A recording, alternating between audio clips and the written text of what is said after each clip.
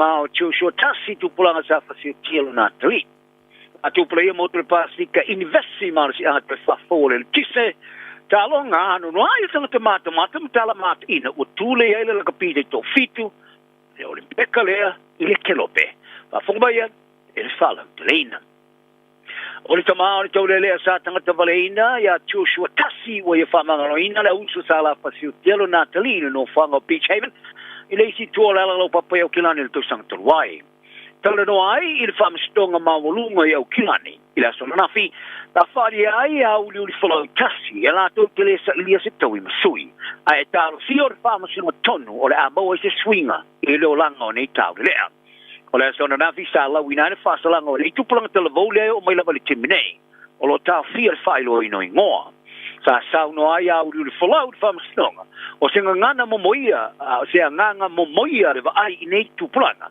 sa fasi kilo na tali o tele me wala misia le langa ba wala ngona ile lo loto lo na lo fai o te tulu lo mata sa li waile te mai nei ta le am fai wala fa wa ia fa mangalo ina ila ua e lo fai ila ua mai ole atu talo foi mo ila ua ora na talo o le tolua sfuriva ma suma lima te sanga o le fuli le ola olanga iselelei se fa ma sino tonu le na ia te ia o le tolua sa le fa ngona fa lia sa ia fia le tutalanga au li flow o le tolua sa se ia mate o te sanga talo ai manu tinga ina i tasi mai ni tuina ese tonu ola ta vale ta o so tu en mangalo Beach Haven ai le tu mai le fa lave sa pa e tasle pulan ta vale ile ta vale le tolu sa polo kai le tele mata milo o tafa malafo ye se upuli tama matua su fitu sanga ile timing e bena safari e se moni mau ile ta wantanga fa stonga ona tulia ile nei tu planga ile ta vale tasi ma to ai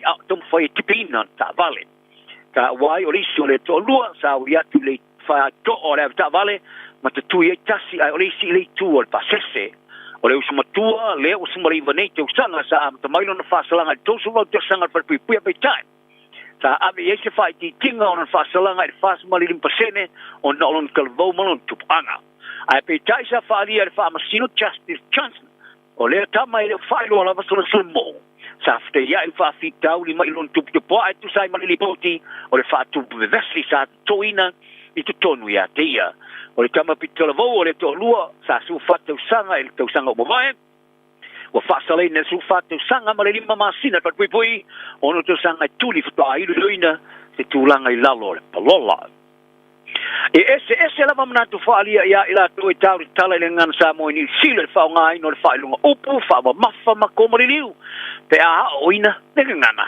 a fa pe ona to foi mari le uma ila to wa to mai ile ngana ile fa yo ni tana no anga mo le tele atu se tulanga ta ma o le ngana tustusi ma le ngana foi tau ai ese la balanga no falia winga ile fa ngai no fa ma fa ma ko liu e fa ilo ai ni fa le o patino upu o le rifo ya o ngana sta mo le University of Auckland professor le mo Henry Fisu Surai ai falia o le fatuino le ta ma o ngana sta mo tustusi ma no fa ta tia ma lona foi to wina e tau kele o le mere na o mana o ai ya ila tu e fa ngai na ngana sa mo manga ngana na lu e tau talai ina ia ve ai ma tangata to mai fa Victor ile a oina ma fa masa ni e fa pe se tanga sa mo ona fa ngai oi le ngana tu si ma le ngana foi tau fa di ele mo e to tele tanga sa mo sa fa na no you silo ta ina ile ngana ma wole ai so na ngona ela tu te o mia e fa lunga opu fa ma mafa ma ko mari liu e bena fa mau winai o misionari Gericiano sa la to wa oina I tanga sa mo le fa ngai no le fa lunga opu fa ma mafa ma ko mari liu I le sene tourist riva o ne fa lunga sa so sonia ile mautinoa ia sa o fa le ngo opu ma le winga stia ile temi sa tu sia ile tu fa liu ina ile stia Reverend George Pratt apetai ilo ngara tono centurion was full sa ave se matanga lu ngawa onga de vai taimi a ave sa mo sifo ya nei fa lunga upu mai ngana sa mo to see o tau si era fona fa tono le tau langa o tani ni ele ungo so swenga sta ya I fa jonga ila mi le tau pule e design ma fonga fa lunga lan sa fa ele li sui se fono Lee Van Davis ba uamba atonu ina foi ina ialo ion fato ese ator ya I mani se nga yo inga efa ya tia ole so enga sa ma wele solia Van Davis ia le tai ala o amio pulea tawalatu isana whaamutalanga isa emaili ile musu e awa i whonutanga ale te pae maori ma ia whaasino ia sui o le isiri le tono le komiti ale whonu whaatonu o ni tangata te te whainga whaate klasi o le whae tionga sa whaato ai a Novema o le teo sanga tolu ai e le te maatai su whono Marie Laufiso i se tūlanga e pio nei e tā uai o le whaunga ino ngana whaatu bevesi ma o tau whaatau vainai le mamalu o tangata o le ele o le suesuenga sa whaia li ofisa tu maoti John Boyle o ofisa lo ia mo ngā ruenga ale Drayton Employment Law sa wha matalatala ina ile emaili ma ia Vendavis i le ofisa senior for whatono o le taulanga Sandy Graham ia i ulai te line i le emaili lo i ta wai ele o sau ne talia ia mana ongo te matai whai lo tangata ma te tununga whale nganga o i tu aingo au aingo tangata e ai ua whalaina e se tūlanga e mawhaia i a tia o nōru whale marisaonga le mū i le marae. O rea i megi e whātatau lea i le tawafia ngaripon whātono le taulanga e karitane i le motu saute. Sa te te fo i le lea au se whali unga i mata opo. E tala noa ina i le whono ale te pae Maori Council pa i e whaasino i upo e sumale tolu sa mo mia le whali wina i le ngana Peritania mo tanga te le tau tala le ngana Maori. Nei e mala, mana mai. O Vendavis, ele o tau fia niona langona whaalia o ia e tino mamao, ma ele a wai whonutanga ar whono le tau langa ele a sononafi, a isana whaamutanga tisia sa e tā pae whai tau wina ilumar whono, a tā wai e le solo muri lava i ono manatu whaalia tau wai nei. O wātu upula ia motu le Pasifika wa University Maro si anga toi whafau e mawaile le tise po le renewable energy, ina ia whai titia tupe whaalu yafi o le tise mataungo fia te tongi o le tise mo tangata. E beona mawai pepo whamtanga forward whale tupe o atina e Asia. O nei pepo ai e ingo whaatino salo mi e la surusul whaaremasin te loa i o Iulai. E le porakalama o le vaenga o atina o tuma oti o le Pasifika e whale tupe o atina e Asia, le Pacific Private Sector Development Initiative. O nei pepo ai e ingolo tiltilo investmenti manos anga tu e whafou mo le tise 50 palau Papua New Guinea Samoa le ati Solomona Matonga. Ka maua i pepo le vāre rafse su whāma le rafe ma le rufurwha. O kampani ne atunu e ono whai maa lia lava. O na vai te maina awala tu e whafou e mawai le le tise. E tālonga ua le eiswhale tono le manatu o le lagapite to fitu a vene ma taula ingo le tālonga o limpeka i pale frani. I le whaatuburi e le malai i tālonga mata ina. Ma le whaate inga te tele i unga o tālonga sai ai. Ma le whaauina o le whetupu pula moni o le tālonga Anthony DuPont o Wharani. Le asai e te iano nā tunu i le ruai pine aurolo nā tunu i tālonga o talimalo ai ina o shampini li tāmarasanga le lakapite to fitu ali. Amata i le lua so mua i le talina lo i le tālonga o le lakapite to fitu. Sa maua le mano e poe nai le tō sinanga mua tangata mata. A e o foi le tō telo le aulanga lango i le lakapite to fitu. Ta whaate ia le whaalongona e ile la tele onsu fituape o tangata ta whaatu murian malae. I tālonga te si uma i malae Ascot de France. Ari ia nubi silo le lakapia le rolangi Alan Gilpin. O se matuai mofa i le tusama le limas e lau, limas fruafu. Tangata mata sa whaatu murian i malae te tonua soeono. O le tamarisanga le kapite to fitu. O tangata ta aro lakapi uma i tamarisanga le Six Nations de Europa. Le tamarisanga i pole rolangi ma le tamarisanga le supalakapi. Ta ala tu whaalia. O le alalanga sa whaalongo ina le whaapilo i aile manu le aula kapite to fitu ali a Parania Argentina le quarter final. Sa pasia mamau aile alalanga manu o tangata mata uma ina i tamarisanga. O le pine auro le aula kapia le tovivini. O le ruai pine auro lea Parania o le Olimpeka o tani malo nei. Ai le tamarisanga lava tama i tai o ni sira o latu whaavaina se talaanga i le avea ma se uruai au tama i tai o sta o Olimpeka i lua o manu malo le pine auro. Ia kanata sa pate ia Australia stasio au ta peiva e manamalo i le la semi-finals mo te mua ma Australia o ngā champini. O le mata ino le taalo kanata sa tau ave le la o ngā champini mani sila. Ai whafta iere whato o to o le taalo le Blackford Sevens. Ta o ai se tini. I le tini le manamalo suiva sulua. O Amerika sa Australia le taalo ngai loe le au se champini mo te mua. Malatu wātiri sa sa aina masima i le manu o le Wallaroo Sevens Australia. I se skosa fata mo i le malai atoa, ua mai ale taimi manumalo le pina apa mea. O le tamai taitalo Amerika ilo na maha, e sidia male fase le wafi tingata, ua muri a ila no pengo skota inga, i le mai ai le lato manumalo mawa i le pina apa mea. ma o se pese maria le e whaalongolongo i tai uno la ka pia le rolangi. Ina ua mai ala ato whai unga ta wia Amerika, tali malo le ta amurasanga li po le rolangi la ka pia ali i le lua whema le tosu tasi. Ma le ta amurasanga li tu pāta ma ta i le lua whema le tolu. Sa ati le ana mata ina la ka pia ta ma tai o le teni ta alo la uloa o le ka pia to fito ta ma tai Australia, Madison Levi. O ia whātu ina se matati e spumat pa score. Ta ia maua i le ta alonga o le mpeka o le ngata i le sao. Sao ma le power ai pei tai. O se wali ese ma le o le mpeka e le me se pine. Whaari e Kilpin, ina ua amata le ta alonga le ka pia te to fito le o le mpeka i Rio, ta whioro mai. Ai le ta alonga i Tokyo, sa ave malu i tau. Mangalo lua malo se ai lo le series o ta amana te to fito te sanga te rui nei. Ina ia au si ai le mea o iei nei lo le mpeka i Thrani, se mea ua mata ina ma mawa i tele. Au te mea o pina siliba Hayden Wild, o lua i ei pina New Zealand lo le mpeka i Thrani.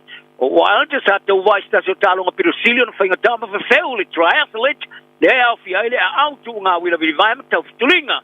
Sa tu e whawe se lamo le pine auro mono lima e tu sa male koe. Whansela o miti ali tini, i le tu ngā tamoe, ina ua pasia Alex Z o Peritania. Wild e ma whana tele le la ua ma ye, si le ma le luas se kone sa ma mawai, le la va ma ye le tu ngā tamoe, e o la whafoida o whasala lauta whali e se longo se me mata ina tupumai, o le ale mawai e Wild lipin auro. Whali e Wild, sa ave uma yelo na malo se petai wa leo toi e se malo se toi. Ma paule me sa e o fio o le tini. Le talonga ia pani sa manu malo, ye le pine siliva e manu malo, Wild e le pine apa ma mea. Ai o leo wa pine auro nei ia, ye, ai pine siliva, Wild. Le si pine New Zealand, o le pine auro le la kapi, te to fitu. Ata matai, kala na o le yaso, ang le leisi, soi fuia. Ua na o le Radio Samoa se furulima iwa toru a mo e tautuaina o e ilangu ngana fitu aso le vai aso. Ua mawhai an awina atu le tala o le tau Yaso Taitasi o na o le langolango mai a le Pacific Finance Limited. Telefoni o Valselau fitu whawha lua lua fitu. Sfulu tolo mala afa miru tu bate enele tu lai lua o le nasa e whaafonga I tala I vai whanua e peo na whunga rātu ma tāparina I le sunga ia se uli umalau leifi mau se si whaapoponga I le awaulia tai au I le tu lai tasi.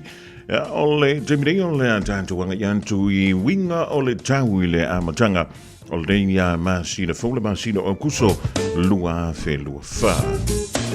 Melo fisala va ai tau le so e mantelina a waoa le na mai tu ina fo inisio pi tonu le na ina I wanga e mantelina tau la wauli so vile mele tu I saute I sasai manu ka na vala tu ia fa manua le fai masulu mai le la o le mafana o le so se fulu mo le fa tikeri e manulu o le po ana nei e fitu tikeri o le angoto le la I le toi lusu tolu midu tele tu la ono I le fiafiana nei.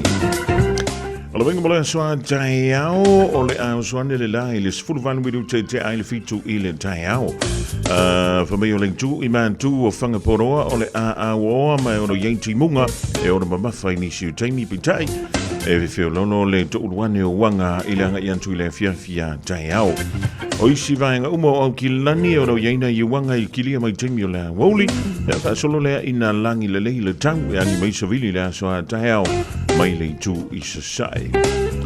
Tala whaen tuai le nik vaenga o le aso I a inga wo me masani Samoa le vaenga nei le tātou tala o le tau mo o tau.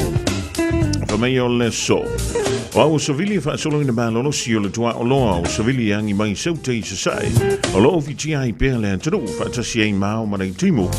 Whauntuanga o savili malolo si o lo wha malo si e pēmbo vaenga o le antanu.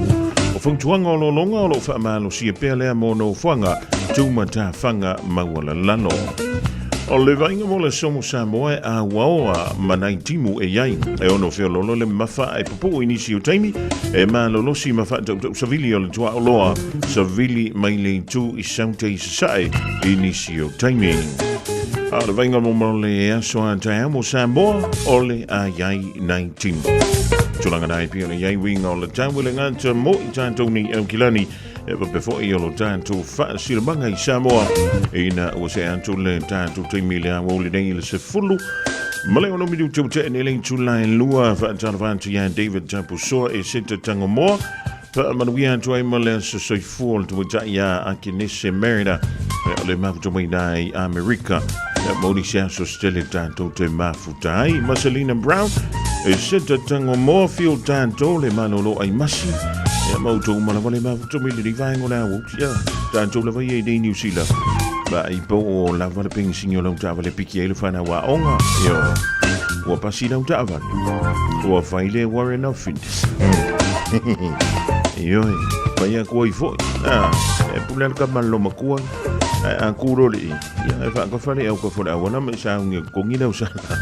Walole tautua le Pacific Finance ino donga tupe mo so se fa moe e pe yo maliu fa i poiponga a so fa nau fa ngā malolonga ma so se fa le blavi ai mo se le toi fu ia to fa nau i le onga a palai nei loi le pacificfinance.co.nz be bla au le oval se lau fitu fa lua fitu e talo sanga sau nonga tupe i le vau le lima se lau ma le lua se fulu a fetala e lua miru te fa tali e lau talo sanga online ai tasile tu lai fa tali e se tali e ia inga fa bitoa bla lo le Pacific Finance Limited i le Oval Selau fitu fa lua fitu. Oval Selau fitu fa lua fitu.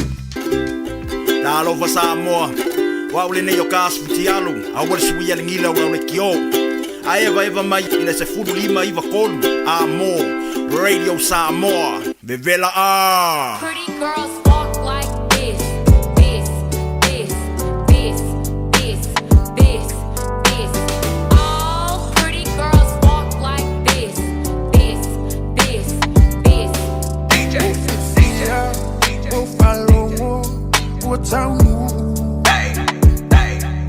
Sa uno fo fatali male ono stai o mao ele kumalo saluati ilo fia falo sa upumai ya wehani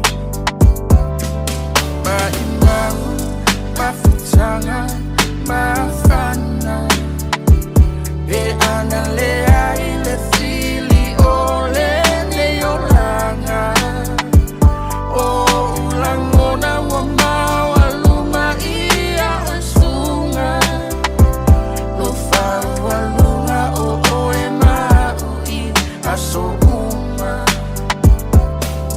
o fatu uatae vai le fia vai le fia bayatu ia ohani se upumalu e faile amao usulu ni moa moalulu liupulu weta musu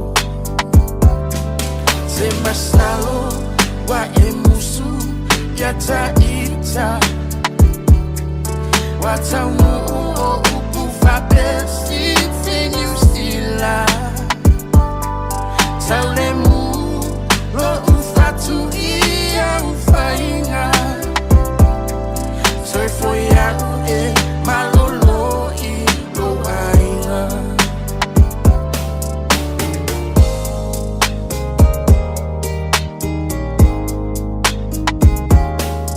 O te fia fai tu masongi yo fofonga ona le tau e tu mau pe ale lofa a oe ua sui I lauva ai sina upu se tasi o te fie ai oh it's crying time again you're gonna leave me I can see that far away I can tell by the way you hold me, darling,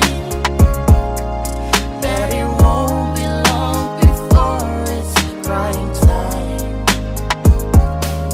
Oh yeah, well, you one day, leva yo sina. Bele e apule oe ila ufili filinga. Atawia ina ia manuia la ruta mafaina Aile mafaina aloha tunai o folinga Te mastalo wa emusu yata ita Wataunu o upu fapesi tinu stila Taulemu lo ufatu ia ufainga Surfo ya ue malolo i lo ainga Surfo ya ue malolo i lo ainga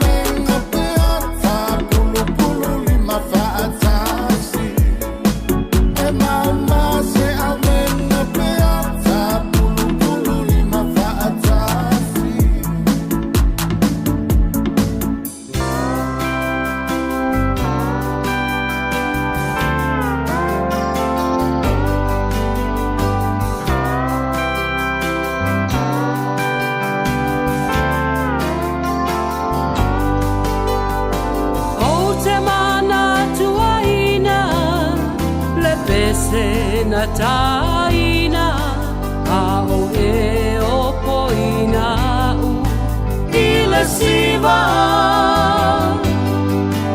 a o ta feliuliwa i le musika manaya o le alofa ua a mataina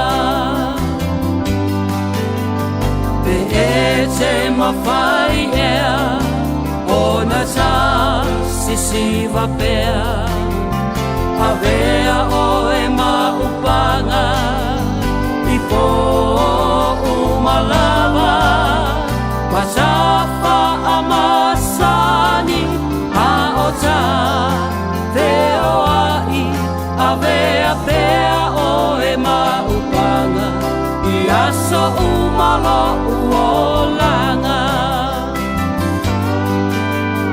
e le mawhaanga loina le musika manaya a o ta ulima masisiva a o te patu ma o manatu natu e fia vea pea oe moa u pe e se mawhai ea o na ta sisiva pea a vea oe maupanga i po umalava matafa amasani a o ta veo ai a vea pea oe maupanga i asa umalo uolanga I'll always remember the song they were playing the first time we danced, and I knew as we swayed to the music and held to each other, I fell in love with you. Could I have this dance for the rest of my life? That you be my partner every night. When we're together, it feels so right. Could I have this dance for the rest of my life? I'll always remember that magic moment as I held you close to me. As we moved together, I knew forever you're all I ever need. Pe'ete mawhai ea o na ta sisiva pea a vea oe maupanga i po umalava matafa amasani a o ta veo ai a vea pea oe maupanga i aso umalo uolanga Could I have this dance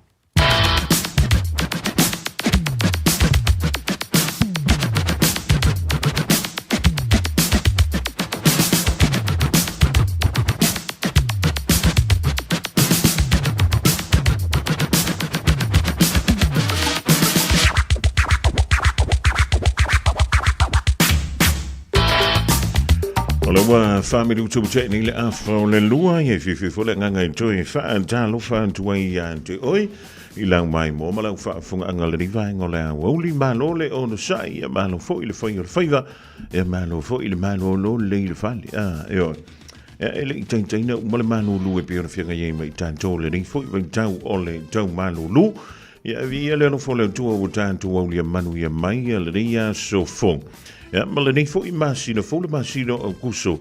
Ja, heb je on de dali voor je niet ja, ja, of heb je e-mail zo mooi kuso. Le fatto video ngaan wenga o le rei fo ya so ye talo sia o le download mo we ta to mo le lo fa malanga le o le tapa au sili lunga fa talo fa masani au na pa ya le tua o to suina li po vai le e so se to vine la vai tono ni sila man to ma lo le talo ya ma lo fo le on sa tama mo tina man tua wa mai o do le mo te le lua io o inu au fala o le ya o ja, ora fa mana tu masaniana le tanto por Colombia to ya wai ele ne ya le pui na ilo le to fitia a fa ya na wa to malo sia ta fi le titia voilà le malo sia le do o lo fa nga ye manga wenga to no so se fa le finga wenga so se pisinisi ma company ya ma lo le ngan we ma lo le tawa dai ta lo sia le na sa a we yantu le fa now ya onga o le ni ya so ya o lo pepe sia le fulu ele ni fo I vejam ya o aui ma sa lo pe lu e pe ko lu vais ya ngoka la vea il fulu ya e fulu wa e ku wa lu nga no fifia ya wa fulu ma ka kia ya lo ngo inga ki fa pepe nga ko ila fa ma ele fien tu wa ila va lu nga jam se me ya va ma lo le vtelenga ya tu tie mo le to ma futanga mai le down ali la si uli mai fo stay me le ma want to o le wa tan to ma futai to ono fonga mua ya po se man si riele fia na nei stemi fa tsi mele sunga ya Isaac Baunga ya wa fo I le fa wina o le polkala me o le mana vonga wenga ma to tiele to mafenga se tasi alo New Zealand ele fia na naf yo o le fia ya tanto nei New Zealand ya o le taiao nai o I pale for running ele ta longa o le triathlon ya po le ta longa fo ile o le au ya so o toi malvili wila ai to lunga I le tamo enga o le winga la utala mo tiel to fenga nei le alo New Zealand ya ona o le tulanga e faisi fenga ta o le tawanga au le na fai momo ya po le tu unga le na fai le vai tafele na ti to ile utalo ile te talanga talaina lo I o ta longa o le Olympic I pale for run ya o le vaenga mo muala po le vai momo ya ete au foi le tafe o le vai ai mi milo maila Johnny e pe ya le kero fe ko ai foi le ma ha koken foi le o la ete fe ngai ya ma le tafe an to le vai tafe ya ai le tu wai la vole to mo fai ya ila to umi na ta vai le ta longa le o le triathlon ya o le mela ma to ti ai e lua ia tam sanga foi le au sa wai lo le alu lo mo ti nga wila fa mai le mo le mau ale au fa sala la ule na fa yele le fa sala ngana na fi lu sfulu ma le valu ila to sa ye le grupo mo ti wila e ya utele lo ngalo ya pe fi tam le sanga vo ile tam mi lo ile ti nga wila na uma mai ya le o tam le sanga na tu lo ma wila fa mau se vai ai pe fulo o le mela fa ye la tal o le muta ti o le tomo fainga ale ano le o New Zealand o le sa ye tono le tamo enga sa ye tonu I le au vili wila le ele umia na lu ya le tamo enga ya ai me I lo mo tanga le I lo mo pito I luma masalo pe to I lima se la umita I le tin ua mauti noa o ye mu ua fanta iestam ina ua to so solo tu I luma le I Britania ma sani le ai sa pito I tua o le tangata le fa mai o lana masan e meni o milinga po tamo enga umi fa pea e fa tali foi le se yo so stangata e ana fto alu rola I le tu ai mai le tamu sanga muli le na moto ai mani no ale tulanga momo o le tama New Zealand le pita pe o do fetu famile ava sala si fanga na we se me maka ki en ku ile to lima sala mita e to no le tin a le Britania le na fa si tele o le va Anu wantu hale peretani, ia na whantu lo wantu le tama New Zealand. Ea ma anu wantu e lo mo le peretani, ia na mamua i le tuunga. O se tuunga manta ina. Ea awae whaisi whaingata. Alonga winga o ka ika la vai kongole. O le au mua fo ile le ia ka ile lo ile vai. Ale meu te whai anto ile vai tafi. O le makua manga ia langu e ngol vai ka whirenga whai tau wanga a wale uri. Ia na mua ia tuunga anto mai tai. Ai so tuunga mata tia le da.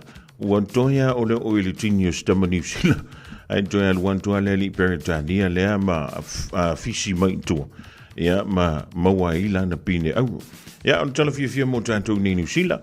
Ua lua ia tanto pine tasi le pine au le 2 pound tama tai. Ile ta longa o le taito fitu.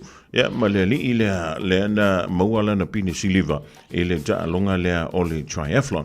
Ia tono na ua mai ona whaafunga i le tātou tunu ule whaantulangana ia o tātou pine a mantamo i lewa le tūlanga mua se i o le tūlanga sifuru i se i fui se teim o na tātou toi se antule iai ia e whaalaua i tene a whaamaloa tule nei a woli a le manupio ia o so se ala whanga le uso ia fish kisa so le whai malua bakolets whapefo ia kuini Savelio Maria le sina tawai mala inga le mautama i nai sini ia anto ai ma David Tampusoa o to umalema o to mil niva ngola uli sam di bai ia lau fa malo ia lau fa malo si fo i mole au fai ngā ruenga sorry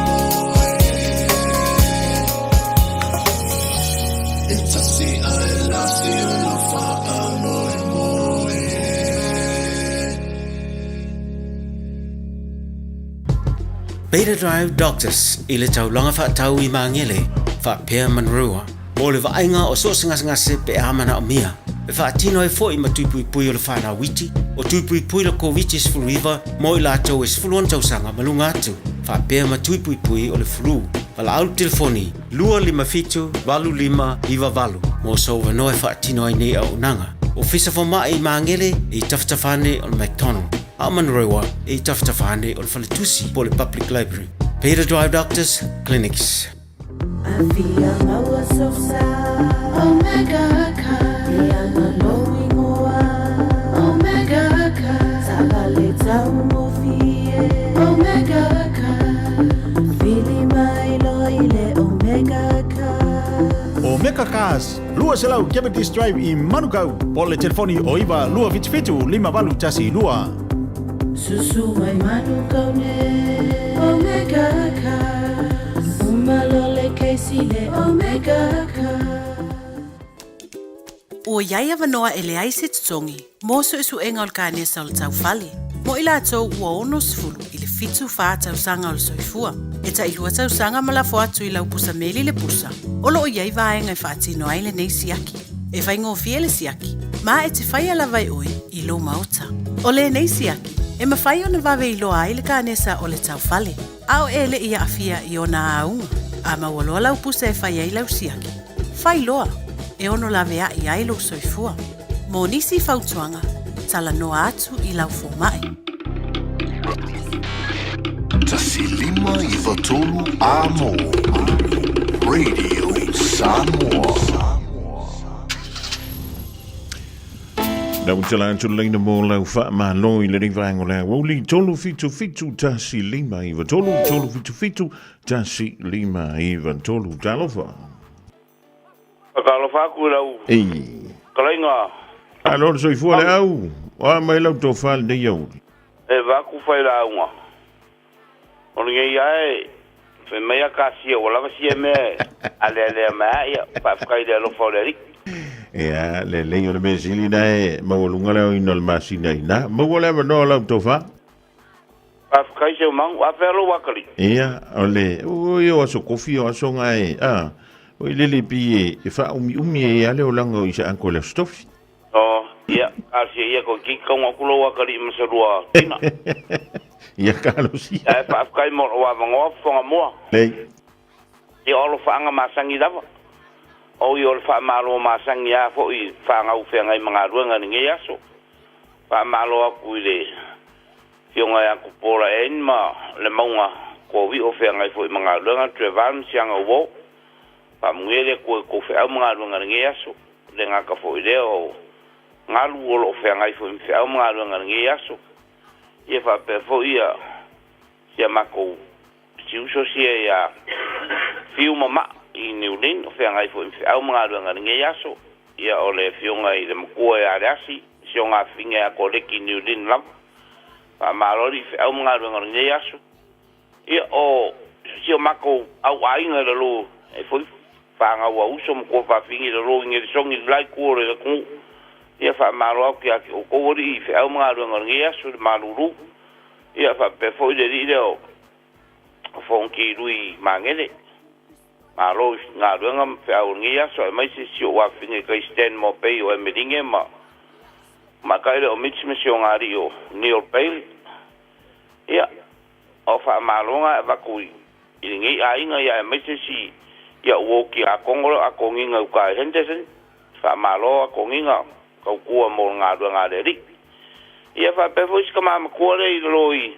O ne hanga ia I pukau ma peri. Ki ngā makua ia whērwhang. Ia wha maroari ngai vai kaule maruru. Ai meses ka mama kua ia vai pua. Ia kako wheroa I fo isi kaimi o lo whanga e waku ngai ale au. Man ngai aina.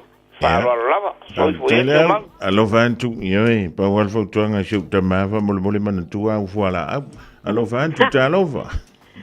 Sia walofa ta alofa. La meke soi na mua po la to pa fo se umano. La meke soi heli taimani. Ora le inanga le au plan me o peri. Ile ai sa mo le kai mari te mikalo ngoa. O nganga mafuai. Se umang ya aka Se umangu. Oi. Se lo au le lau se vali mai o sa vai I fatal malo o lo makavai mo se malo sio moi ka pe. Ese ma ngaia. Pa malo aku lau o sio nga se umangu. Malo, inga malanga se bergias. Ia. Nga olo fofonga ngei ku lao le auli. Nga o malanga ko fo ya se umangu I le South Sea. Ma ko ma fe alo fangi ma le au pepe ma le mako mafkanga akoa. Pa malo aku se mafkanga. Ko a fo I mai ngei la malanga I Otara. Ia la lo kele ma se umangu. Ia pa malo fo I ngai o. Ma ia ni taimari. E kusali ya o lo masko inga o se mangu Mikaeli. So le awal fai la ko inga. Yo, o la fui nga ye fola. Ya, o so ai mo nga fai mai se mangol mako me kausami. Oh, iya. Nga kasi nga me feolo. Nga kasi. Kasi me sa kele ha. Ia fa malo yo ai nga mai makau ku le sanga. Sau mai parcela se kingi ia sa fa ko am salamubu ia po kasi ma le akungu sa moa ia fa malo aku ila sunga se mangu fa pe foi na ko kai fongo o tai malie de mako fa ila kusi mako mafkanga le awa o fu pau ia ora fa malonga ma o ko inga se mangu o ko fa malonga o ka po mai o peri le o peri a wente popoli a lo fatele antu mo lo mosto inani peri ma wi antele nei vainga le a woli ia a lo ke ka fa longa ko si le o le tamai ai puta pe mai le fi san ka singa ngi ia o a le wo man ka sa mitina ia te mari o I mangeli ia maloa ia pa wala me a fe le tolu e no ia no fuala au kuku aku malia ye sanga ipuki vo ile e pale ai nga ya tanto vra muli talova Malo so se o luanga ma isa ako suire ngolo makua ma le ka lo makua o walu ko su e mai le menga ma fu me longa suafa ele wa unga ma fu ai onga ia nga kalango mai fu me ka strope ia nga kalango lo le ai nga poko fa mai fa ai ele suafa pe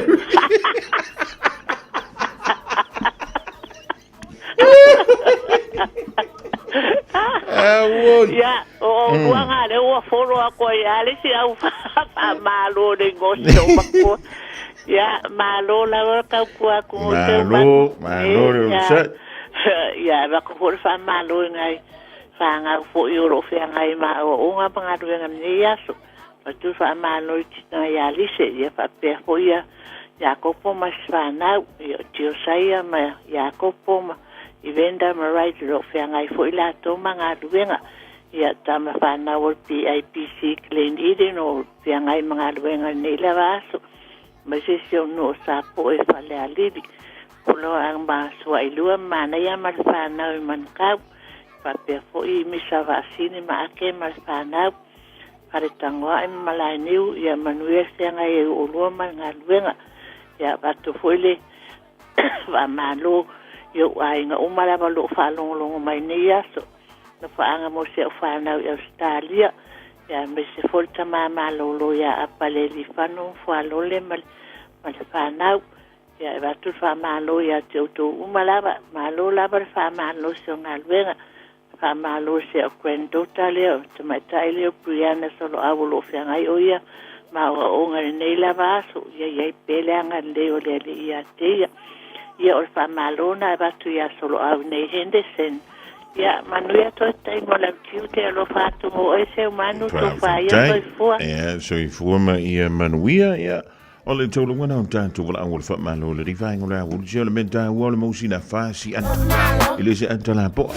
Le menta o le whāsi anta. E le mo venga ngalo ia ule aso nganga makana ngoe msiu tina ia tai mari. O le la ngalo ia pola menga ngo mei fua me kau strawberry. Iyo wa fame o ia wa leva nga ingi usi. E mai na ko nga o fako anga strawberry ale ingi pe mo na menga nga mafua ilo ngwa.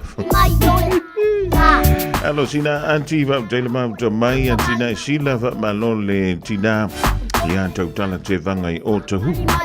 Ainga umai au kilan ia va tai yo amako wolo yo le Western Union ali antina. Kevin Schwager male ainga le mau tumi dai pori dua malo o mai le tau ia toto. Aia o mafana fanau tu nai pori dua. Sulita mali e fu. Ia mau tu malavale fa tasi melodi vai ngola woli. Evelina tui maunga fa malo tui fo I lo so ia salu yo lilo maiava. Oi, ole sina me mali o te whaitawa tunei tala I e sawa talu. O lea ua toi filifilia ia leli I Robin. Le whaia onga o si au hoi lele lenga ku iwa I le tamsanga o le Super Rugby le nintausanga. Wa le tulia sta malo ala wa toi tu yelo navano. Wala wali ia o kaiko. Lau koe ku yelo vangoa koe ka siarang kausanga. O lana wingana. Ale perform Mele Crusaders I le tausanga fo. Ia kongua ai longa e umalanga kausanga ia pola na tamu sanga vol Super Rugby le tausanga fo ia ole menale u fai lo mai le awo le ding tanto tala I vai fanua is a temi lo to malo to pena mai ilfa tua ia Miriam ala toa pomari e fa malo ti hawa malo tawinaola o kai o fechai ya tui pele hake wa befo ia la fai le fenika le mafuta mai le nei vai ngola wo ile tautua mala unanga nei le radio Samoa tasilima iva tonu mo sa fa mo sili ma lo le sai ele ai dali ole me ka wa lo ko le ko so fo mai so ka mai a Peter Stowers ida ia voilà au so ka ma fo wole ko ila le ngase voilà anga I de format pai ai oi manga mia se me ka kui Pacific Love Band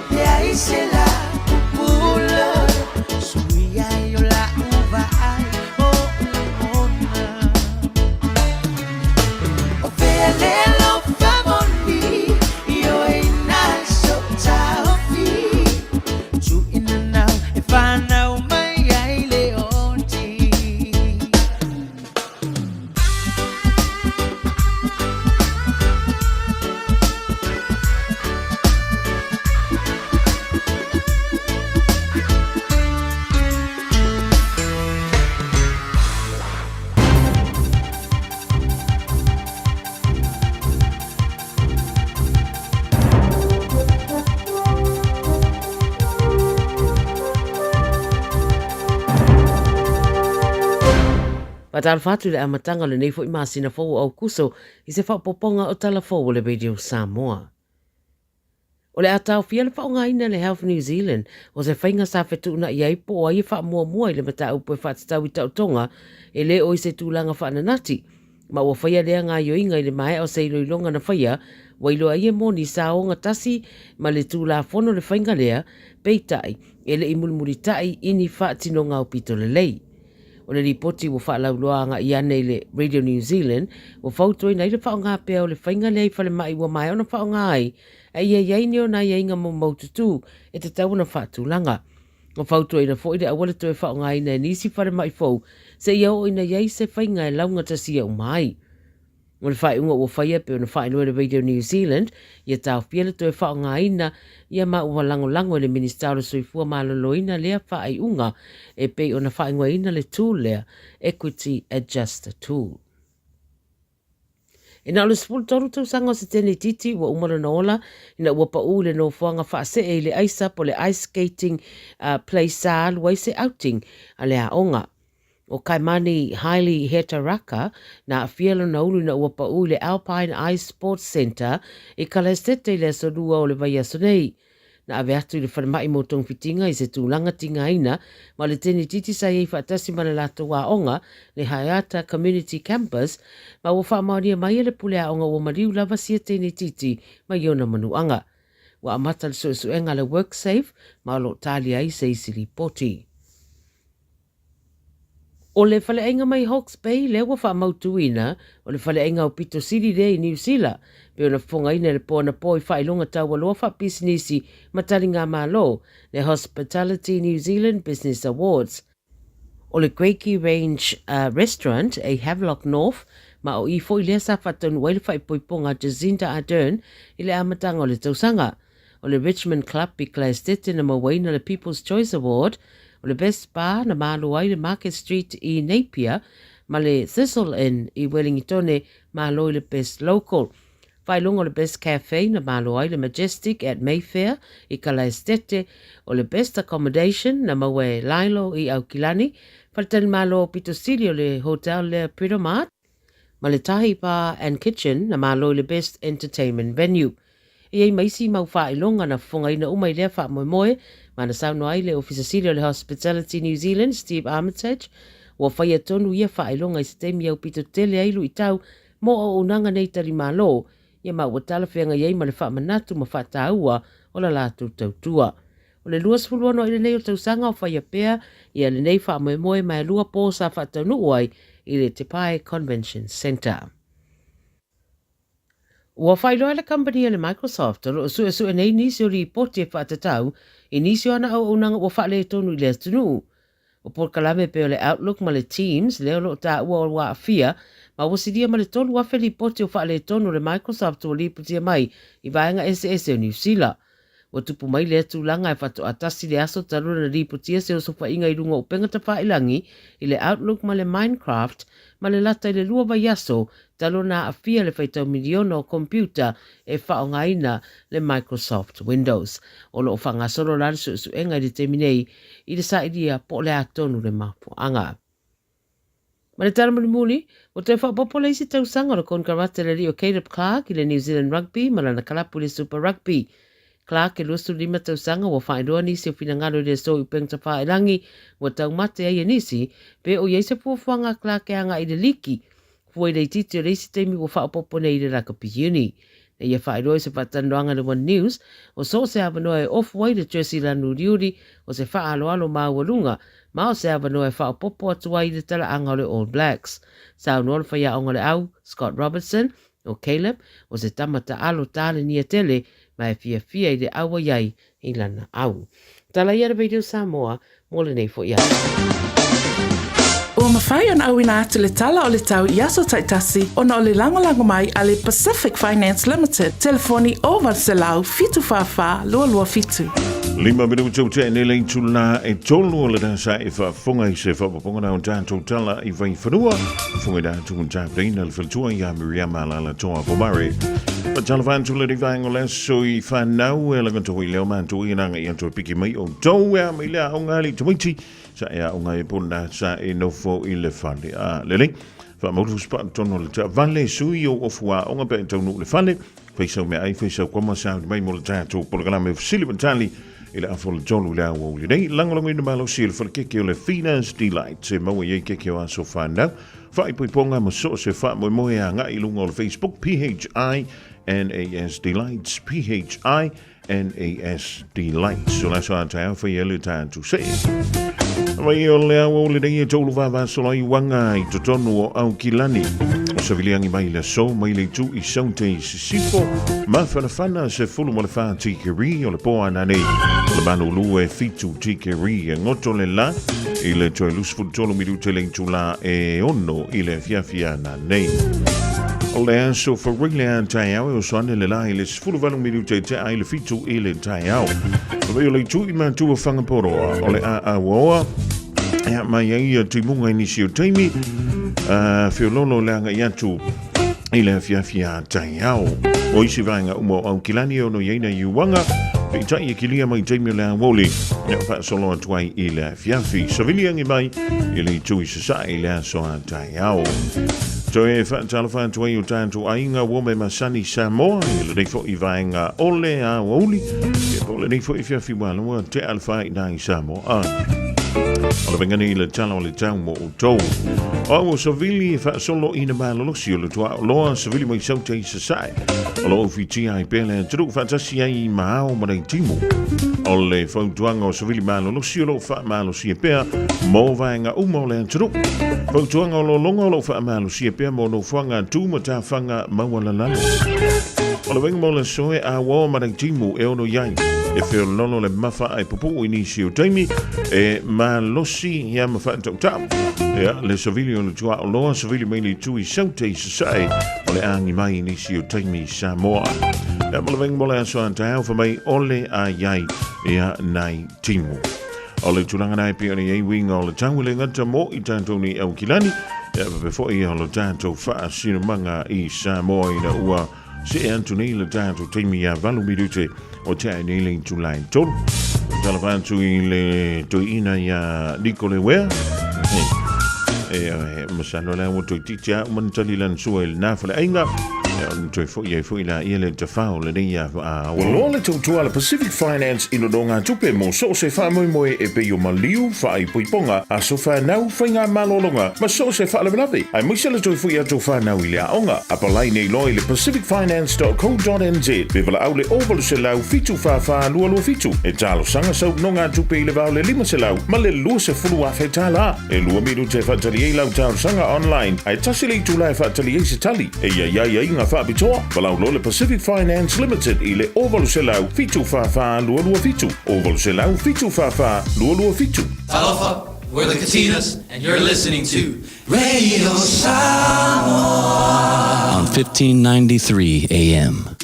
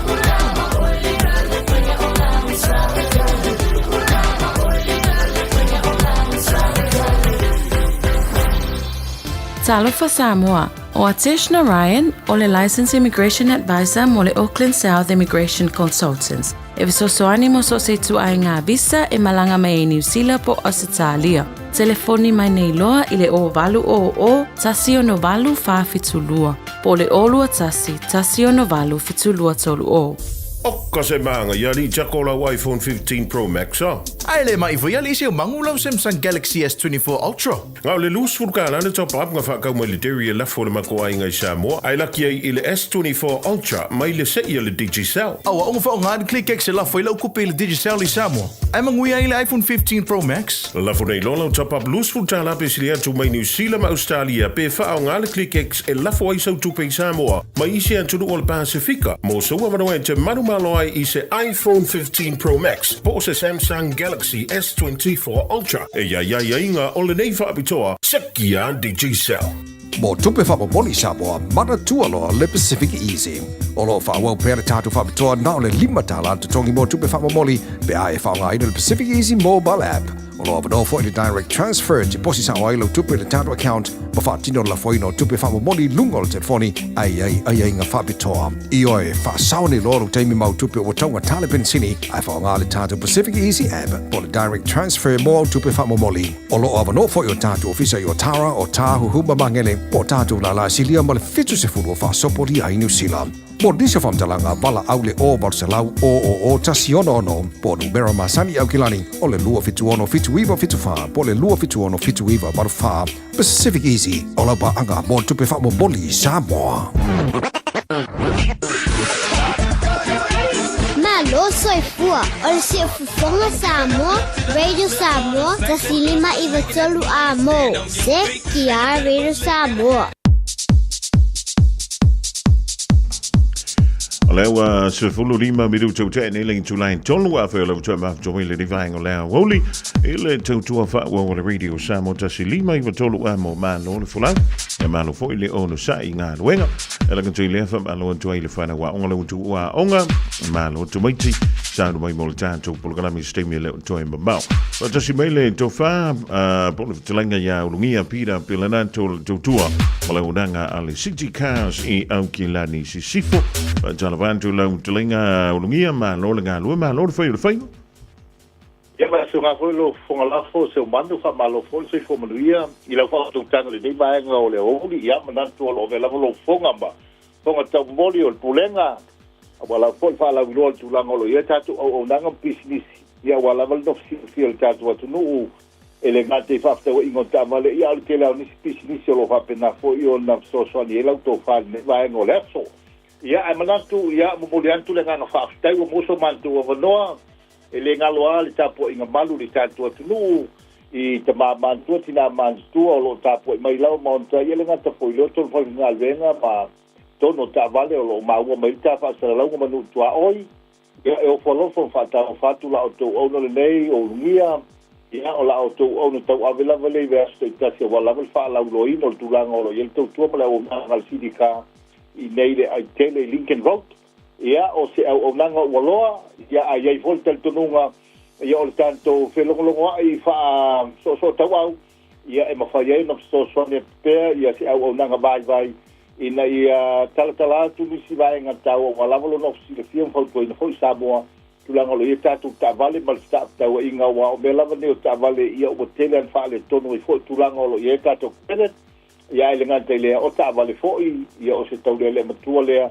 i te tonu lava i so se ainga ia ai fa talo fo la fa ngaga o lo fa penan fa le malu fa tu no pa ia fo i no ba fio anga o lo tofi ai o lava le vara wina le tu le la to fo i a so i fo le o talo ia le anga le tu nei fa ia ia mo se nei o ta tu ma tu le nei vai tau ma lu se manu Io ia o le tātou tau whaiwha ma lo la vale tasi o teilo o lewa na fia wha fonga le malo le turu. A misia tātou inai au kilani sif e le tūlanga fo e pe o ni eila o tau tua ia male o nanga fo e le city cars.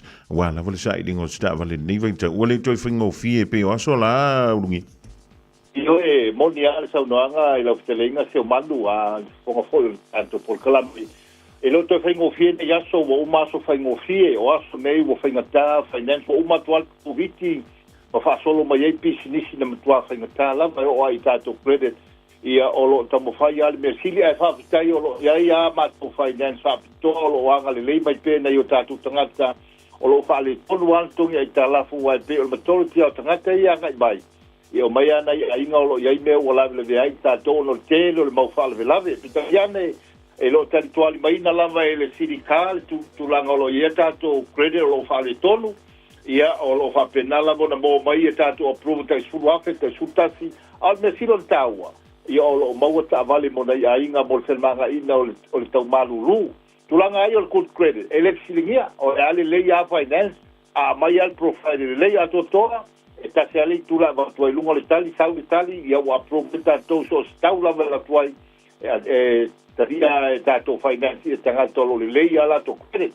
o le fautuanga hoi le mo sa moa se manu ia se tanga ia ne i lau credit o no New Zealand ia pei paua ale o le mea lo alofanga ia i tātou matua ia i tātou whawilave ulanga o tātou credit ia a o ia i awa ia le lei ia whai e lei matongtongi lei ai tā lafo a wai soe tua ko ia i le fo ilua tau sanga o lumana i le nganga whaaloa se man Lele, manu fa tai ia mātou ia e mamao e se mai ma au kilani se sifo o talia mātou pe avala watu pe a e oe o lo talia tātou e o ai nu whaoi ai heisti na nu o lo maua mai ne tātou whataralanga i o lo talia i le nganga whaalo alo se o manu e ngai ama se punga pa wale mea wala au mai ka le sau ta vale o lo au ngofia la au na mo antu e piki mai oe mai au pepa wex whatinol tātou ngā luenga i o ta oto mai lo lea ia te au nei ina ia whatino ai le tulanga o lo i approve o tātou ta vale o le si mea le iei se o manu o le tena o tau ta vale a mātou li temini nei o saua i lalo tau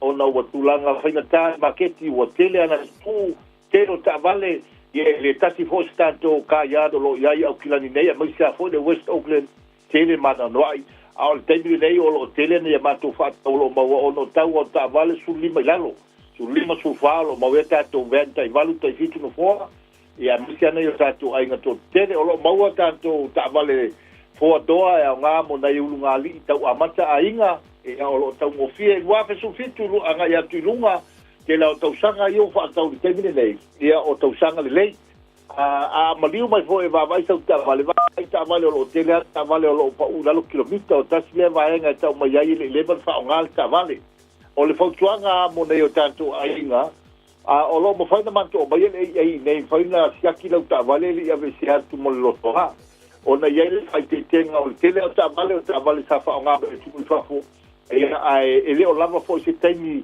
o mo fai ai o na test drive complain o awi ta vale e o na la tui roi nei nisi vaenga pa o fautuanga e le lei lava le baba ai le lei o le sa le lei ia low kilomita ia maalu e whaaka ita i le motorway a foi mai ia o malia ato tole loto ia o na saimi lo leo pepo le ta vale o nisi vaenga mo le whaalau i loa le tato ta vale manatua a saimi o pepo le ta vale e ia le policy o lo tusi e tono tanto a crimen de fitu aso e te alu e malta vale koe cancel e leila se me po te ungia langa le tau fai loa ki a toi Samoa a sau nei lo toa ungia fa tau lo ta vale e te alu ma lau ta vale fe alua iai a e loa lau fa le tonu lua tonu aso ma vea toi fa foe mai tonu e toi suise si ta vale o le nganga le tau na mulmuli atu na i fi au taua nei ia a tono pau yo nai vaena o lo maua tato pemeni a mata mailona spulu Pitu se fulu wal fulu se lau ta la i le ta vale o lo maua ia tātou ta vale ia ma le tele ma lana noa i o nisi vaenga uma ta e maliu mai o lo whaiwai tātou ke aspek a mata tu lava le tasi dafe ia usia lima afe ta la ia pe ale li lava lau provide o lo iai tu nanga o le tātou rifero ia o lo mau fol kupe au inatu lo au mina mai staff atau i le nei foi tu o le tātou ngā luenga ia te lo pau i nei vaenga ta ua mo le wha lau i lo le nei aso ai leilo liu mai e tele atu nisi tala ta te whai nei ai ma liu mai tala au mai ia i le nganga whaalolo seu manu o le atu le nganga whaafitai ia i le whaafanoina o lo taimi mo le mātou foi tau tua mele o nanga ia mo le atu lo sifua la matiu te whai mo lo tuto le nei aso ia le ango le tau malulu te lo ngase ia toina ia si tama ia toina ia o lo mau ale malulu nei vai tau e alto ini atuala ia lo fatu Samoa ia fa po mai manuia tele te manu ia fai valo filima nei aso so i forma i manuia ta telefoni ole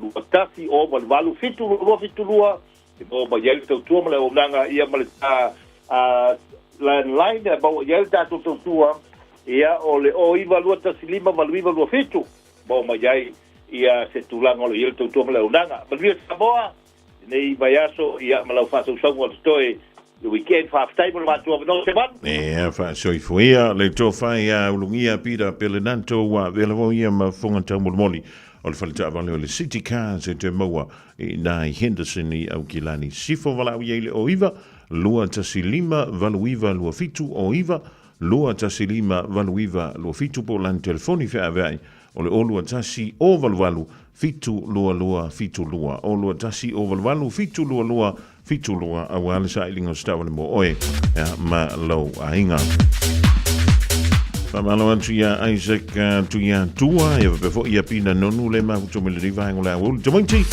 sui le lava onga fa show me aisa no mo le tanto por la me cinema tali stake me le o to mama 24 hours a day, 7 days a week. Radio Samoa streaming live on www.radiosamoa.co.nz.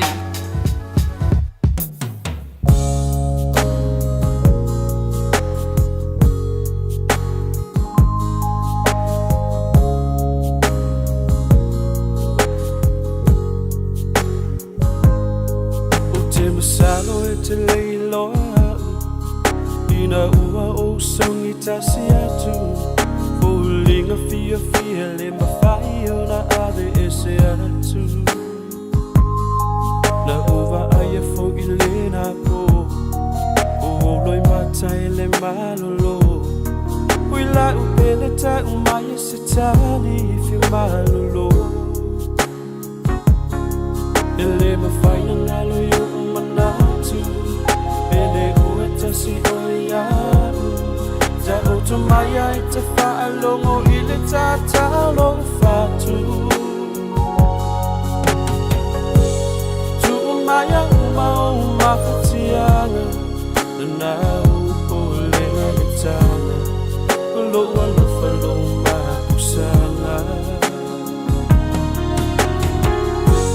Tu maya umau mawhatiana Na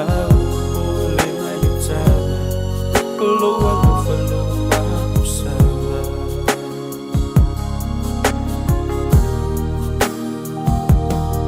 Na ova aya oe le tulimanu Au usam vali mali e atu Oli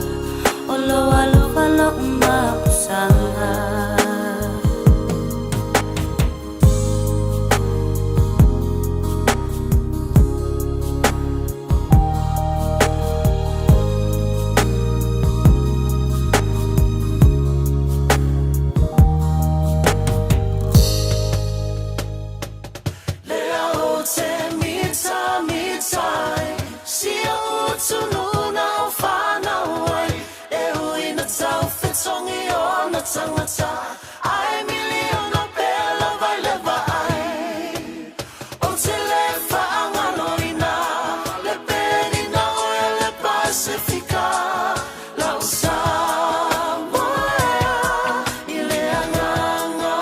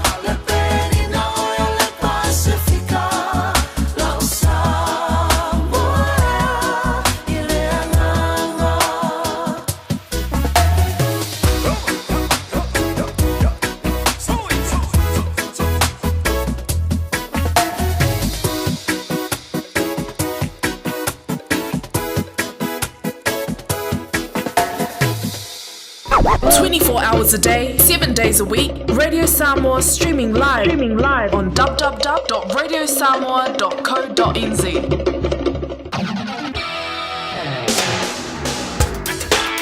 Tasi mala fa miru tu te nele afole tolu fa talo fa tu ilole le fa na wa onga le tu wa onga o le ia wo li talo tu mai tio mai o to sa e lula onga le dia sopo le dansa e no foi le fale ya lele sa u sta ilo fa ya onga wani mea onga sa filia onga wo mala lunch le sa afi ya lele wala wel tan tu mera tolu fitu tasi lima i tolu sa o pe selo tali tolu ngon tono le tan tu sei Faya ila wolian tayao.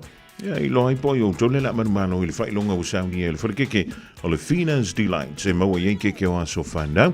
Fai poi ponga ya maso se fa moi tra ya ne longa le Facebook PHINAS Delights PHINAS Delights se pe vala au ye le olu tolu ono fitu tasi tolu o tolu olu tolu ono fitu tasi tolu o tolu. Ya le la tu mirror. Ja, lele. O le fisili mo o tole whanau le riva ngol tātou polokalame. Ua mawani pine nisi. Ua mawani a tātou pin. Pine ia mai o le tālonga o le Olympic. Lai whai ei o I pale I wharai. Ua mawani pine a nisi.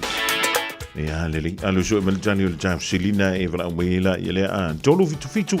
Tasi lima iwa tolu fitu, tasi lima iwa tolu whanoi, ona e wala au mai eilea.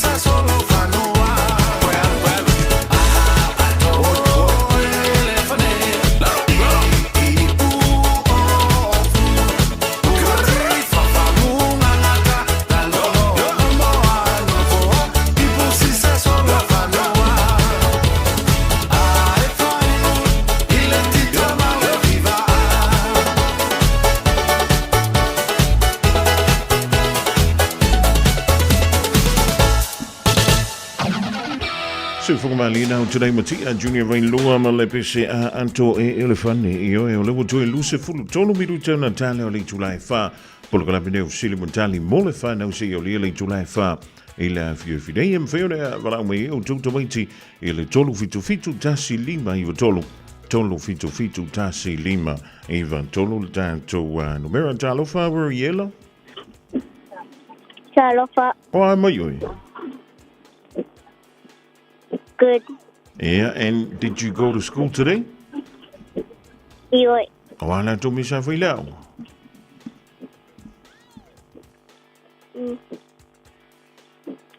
Math. Yeah. Spelling. Mm-hmm. Reading. PE. And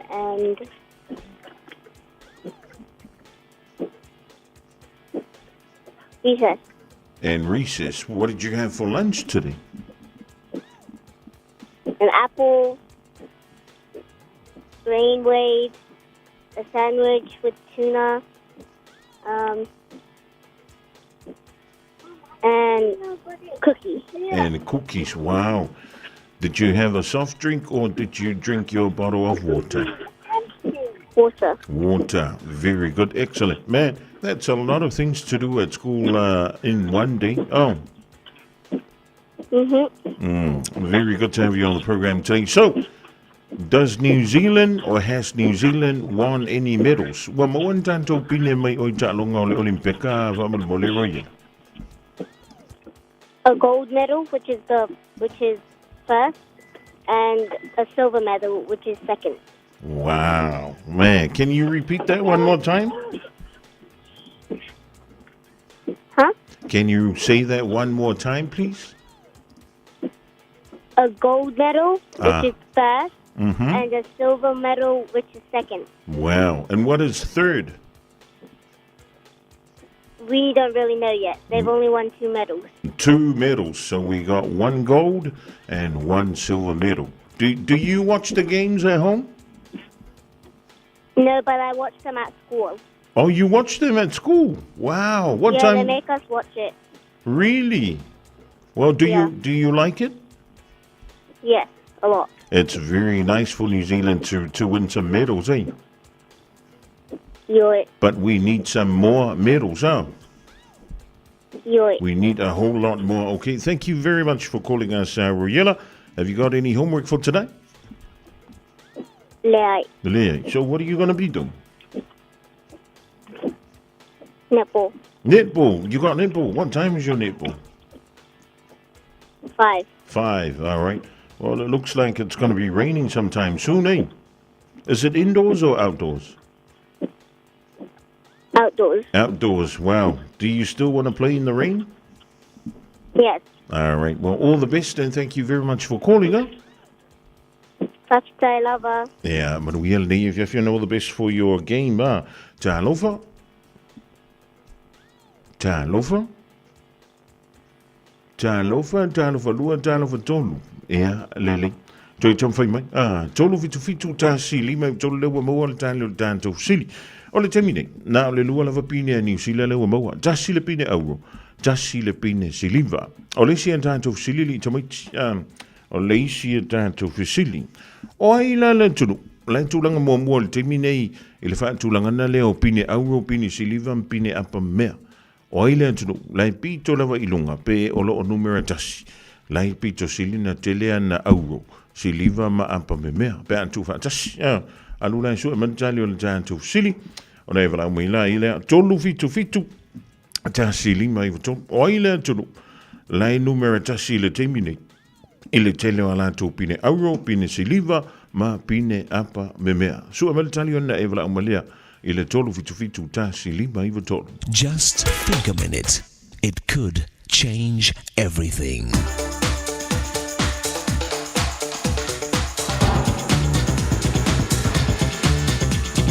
Think a minute. On a TV game show, I saw a woman who won a shopping spree in a supermarket. She had 10 minutes to fill her cart with anything she wanted in the store. In those few minutes, she had to be smart and find the most valuable thing she could to fill her cart with. Do you realize that your life is like a shopping spree? In this short life, we have only a limited amount of time to get the most valuable things we can, to get the most for our time.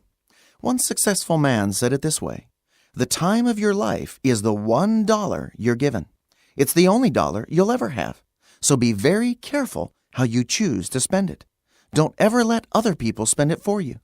Counting time is not nearly as important as making time count. You see, if you don't use it, you'll lose it. Time never stops for any of us, no matter who we are. You may be able to take the day off, but you can't put it back. Since we can't keep it or save it, we have to spend it. A wise man said, "The only smart use of your time and life is to spend it on something that will last longer than your life and keep benefiting you even after you die." Here is a short, simple poem that tells us the secret to spending our life for the one thing that will secure and always take care of us. It says, "Only one life will soon be past, and only what's done for Christ will last." You see, Jesus Christ is the only one who lasts, because he's the creator of life itself. So if you have him, you never run out of life. That's what he came to show us, by giving his own perfect life for our sins, and then bringing himself back to life. So what will you do with the time you have left? Why not start taking care of yourself by spending your life wisely, by living your Maker's way, for the only things that will keep taking care of you for the rest of your life, and even after you die. Just think a minute. If you'd like a free CD...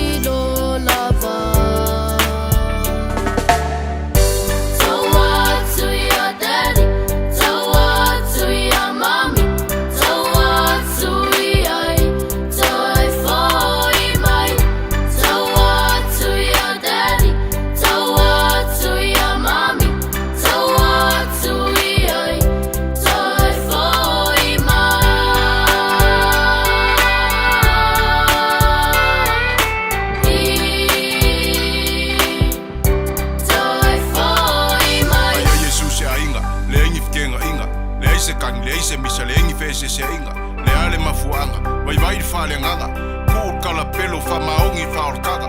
Ka mao e o le ulu, ki ngā o le whawhawkua. E leo kai ua loko al whina ngalo o le akua. Fo i le sa kaura, fo i le roko mō nanu. Whikarai Yesu o lo ai na whai alo whina ngalo.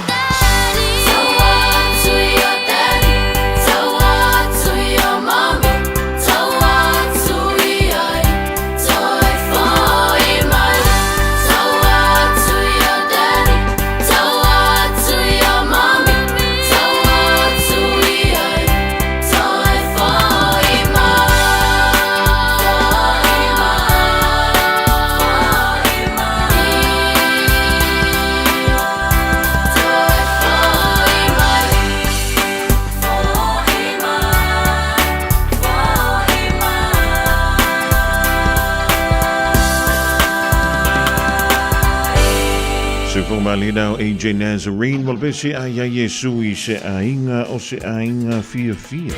Ida o Joyce Fulma Tolo Miru Tolo Toin Tale Oli Tulai Fa Tale Fa ona Tolo Ngale Polka Mine of Silva Tali Mo o Tole Fana Waonga le watu wa onga matu o le fia fia tau fa ye le tanto sei poi o Tole la malo le fa longa o sauni le farkeke o le Fina's Delight se mo ye keke o sofa now. Fai poiponga e ma so se fa moi te mo wa to ke lunga o le Facebook ma fai foi ma o kai le PHINAS Delights PHINAS Delights pe vra ye ile olu lua tolo o fitu tasi tolu o tolu la o le ya mika le lunga o telefon talo mika ia wa pula mika talo va ponenta kono fala o mai lo songa o ale kama oh ia fa fitai ole nga ya luisa mo ali bonita ioi wala menga elu fixa mo alu vai la vai asfana hakominga ya ole ale umile na ya luisa mo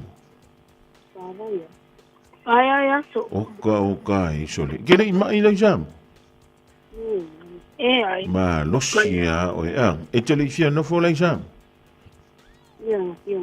fimo ola menga le ngai fia ngo fo isa ni comigo e comigo ni kongi se renti sa mo sole ye ko el wakul falo ko kwa o ile mo wa fo le mea le imponenta ya olmenta wana wa to fo I mai nei sila o ile tu no uli poneta le e pito silio na telia na pini auro pini silivan pini apa mel te mini ta longa lo olimpeka fa mo na amkang o fe e mo ile ko o ile tu no e tu tonu o Hong Kong o ile tu no e tonu Hong Kong oi China mia mana ia nga kongwa o mantua e sele ta auta alo saina e se vole auta alo a Chinese Taipei ia se foila ia le se uma auta alo la yo o le Taimilande o la tulanga mo mola auta alo saina ia e pe ona enta o ma sanga maka ka longa li pont a kafi Sak be ma sanga maka ka longa le olimpeka le sa le fiafi ale e ke maka ngangi Iyo. Maka kuna aonga. Ngai maka la ile ka longa ka New Zealand tam o yana po. Di. Sol, fa kula le umiong. Oi? Lo maka kapi. Maka kapi ero koi. Aya oi.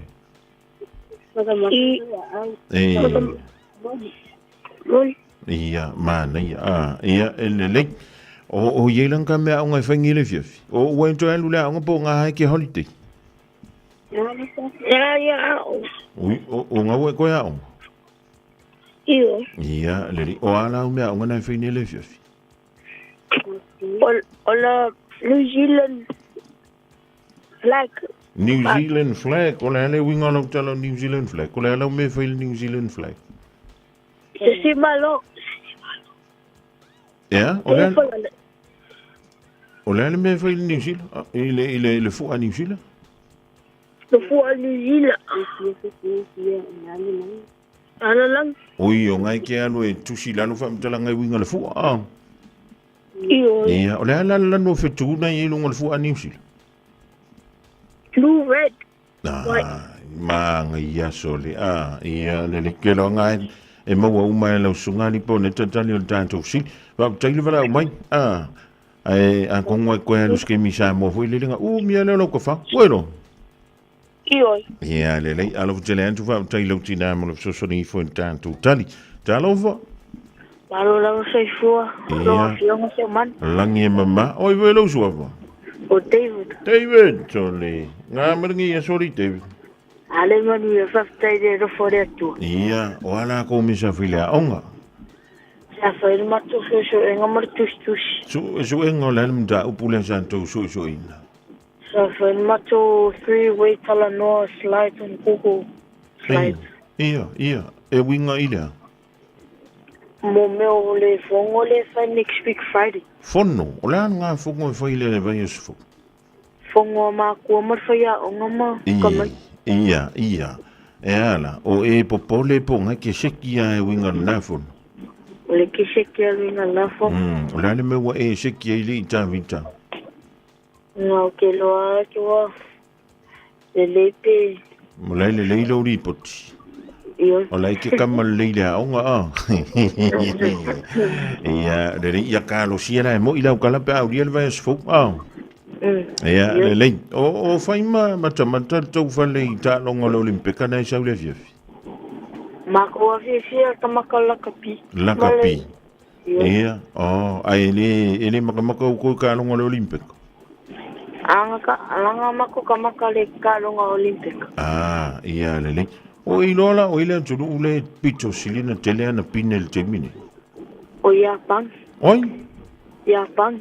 E mo i lau kano? Iyo. E le visu i lau tani? Le. Son. Leo ke vai a kuilunga i o lero na tolu mai a Japan.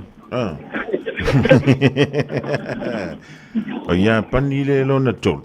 Ai lo na lua i Farani. Le fua umange i anga ka umai e foi. E po ne tali lusi.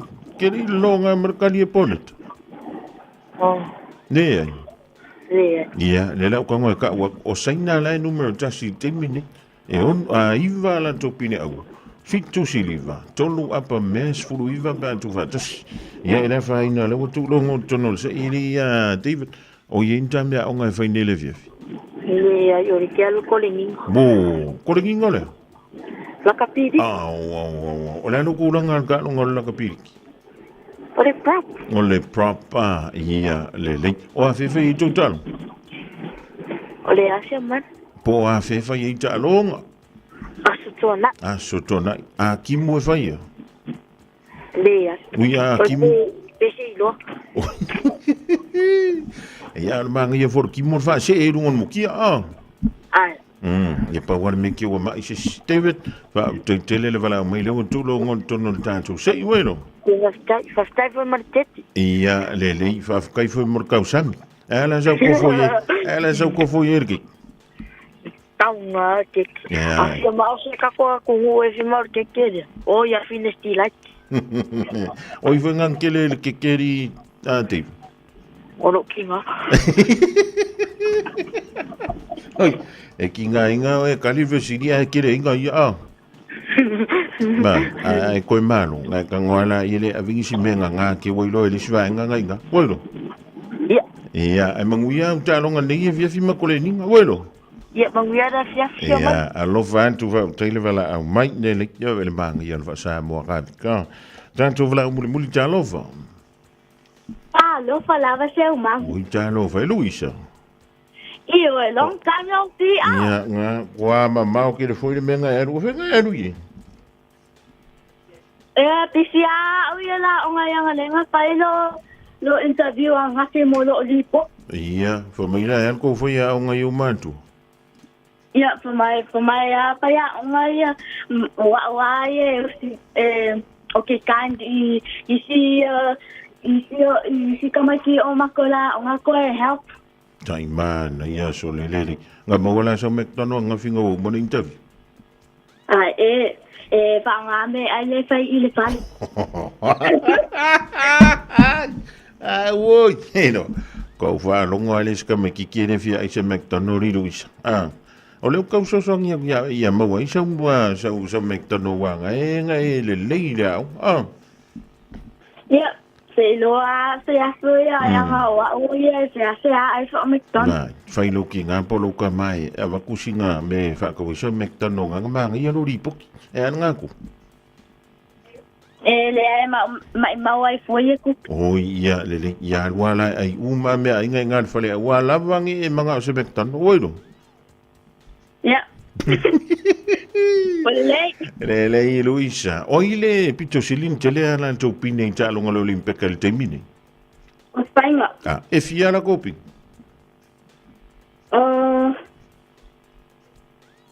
Kwa uma ngia ngo ka ua kuoso.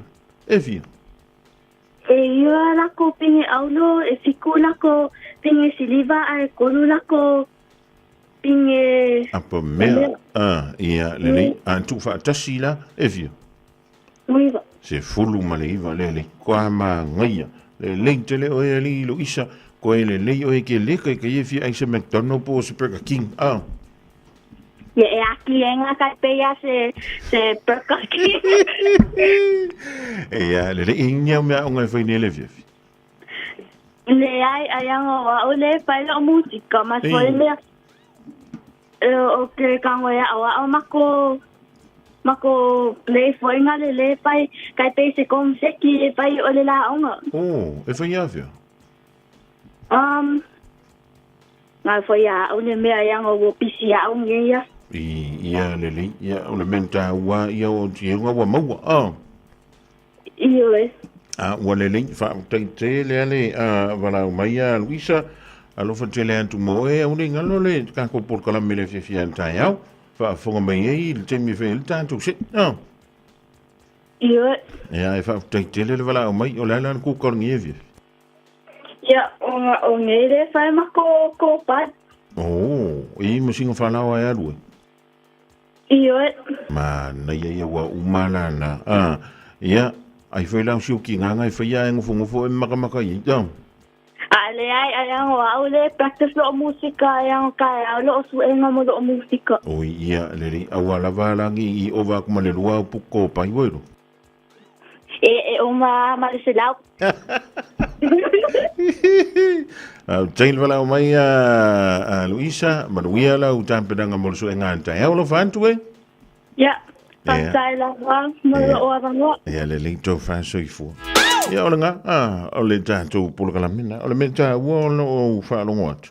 Ia o nei, soso animantua I mea o ngā nei whana. Eo e lea o ngāraka kau pisi solo isi maume. Ia e ngā loa ia mea o ngā ma, mea o lo fia mana o ina ia tātou whana.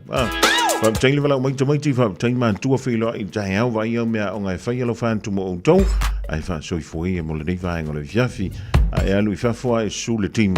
Vavena fa mangolo ulu masu yo lava lava oilo fali le lailo na taua fia le lao sambo le lanula wa pelanua na ave ile lang io tapisa vali uani malu le taua fia ina ua na ia tuole lai taua ne souzi ete tirua Feliu liu ai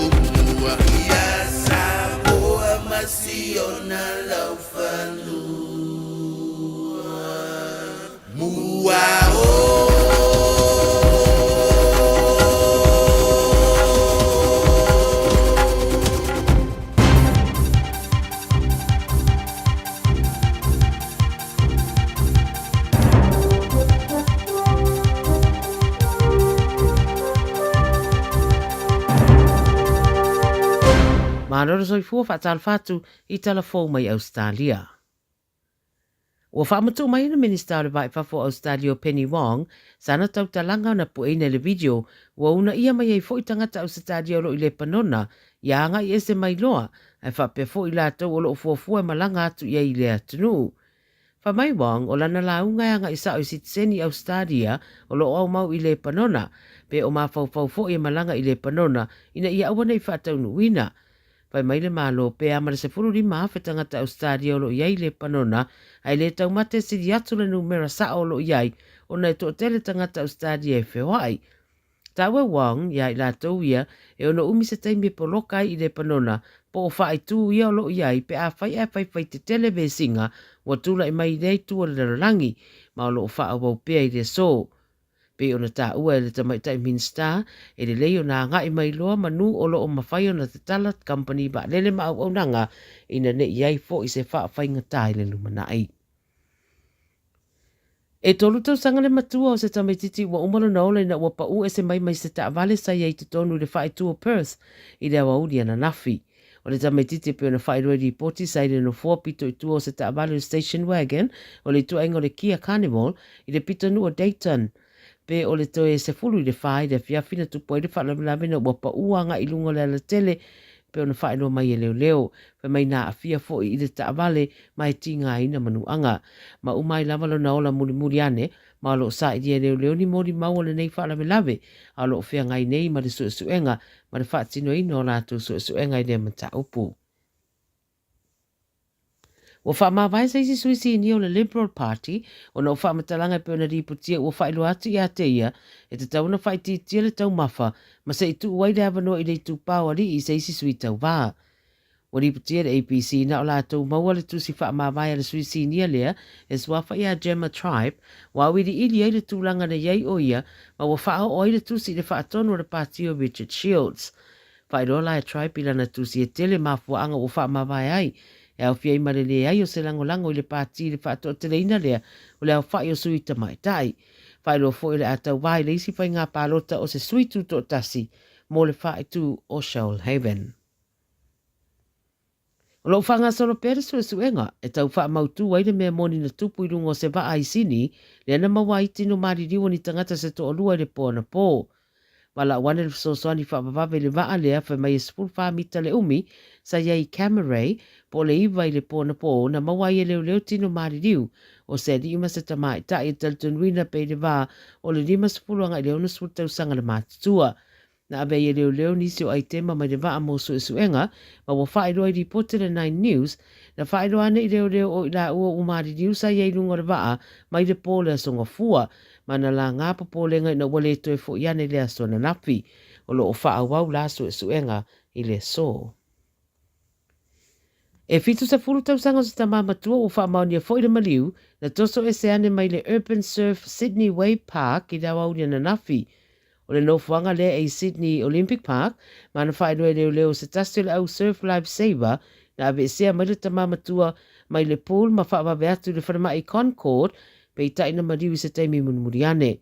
Ta ua se so upu mai le no fuanga I fōringa, sa iei se whaale tonu tau le soifua maraloina o le tamamatua, ai le ave sea mai le pool, ma ua tāpuni ai nei le no fuanga sa ieto iei se whaalinga. Tal tonu neo leo le masalumia stasi nei whaalamelawe, au whaanga solopea a lātou suenga. O le vaingara nai a tātou tala mai au satadia mo le nei fo yaso, pa mo le atu mo fo se si fa poponga I le temi fa penei le aso atai au ia tau na ia manuia tele ngā ruenga fe au matiu te o whenga iei maro tātou tunu pa soifua ia. All I hear is Radio Samoa, Radio Samoa, Radio Samoa, tasilima iwa tolu amo. Radio Samoa, tasilima iwa koru amo. O le dawa e whaafonga I se whaapopona o tātou tala I whai whanua mai Australia le rivanga o le fiafi peo na whonga dātu ma tāperina le whaltua I a Miriama Lala toa Povari. Langa te leo tō lungan tūl pola kala me le whanau fisili mantali langa langoina malo si le whalekeke o le Venus Delight e pe o na iai le nei fo ia so tofi Moses I fa poponga le aso ata ba ta to le lofa blanga le o le tapa au sili lunga stay me on ta to wanga yentuli sa moa fa tasi mai le fionga ya lilu mai ava mai na vai awani ta to li poti ya ole nei fo I vai ngole aso tu ile frai tu a la u a tu fa tu mu ole pas ile tu atili o chingacha ai uva aya o sitini macha acha chaunu ia pia uva ono fuyona au chafa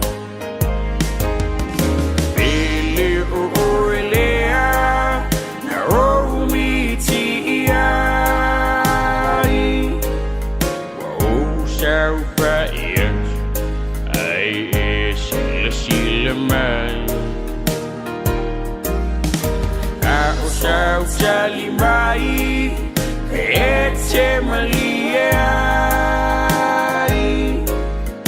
a e io e mai o te si io e masha pasha pai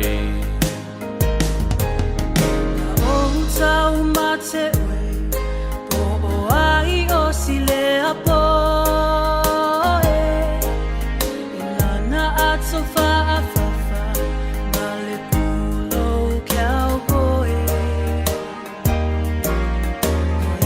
Tala no amai, sele masani ai. Ei lavo let sangata, le asa o miti ai. Bele o elea, na o miti ai. Wa o sau pa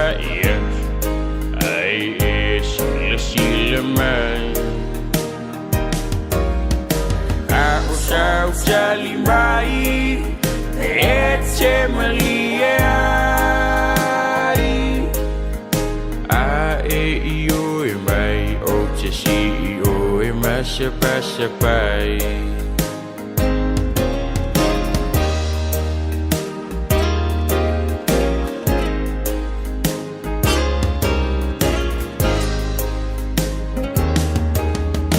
Ole maungangana Alungu shani tala Besha une miti Beuna o sianganga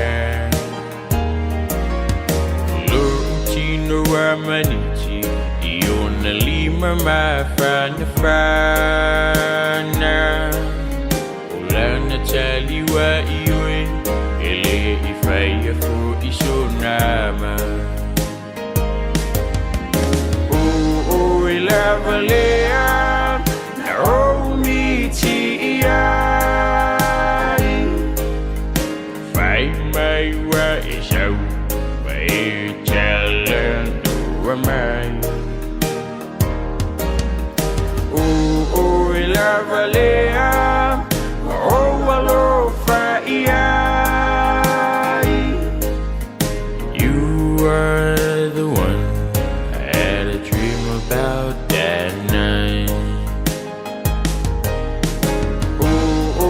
Lavalea, oh miti ai. Find my way out, my talent to a man. Oh, lavalea, oh, alo fai.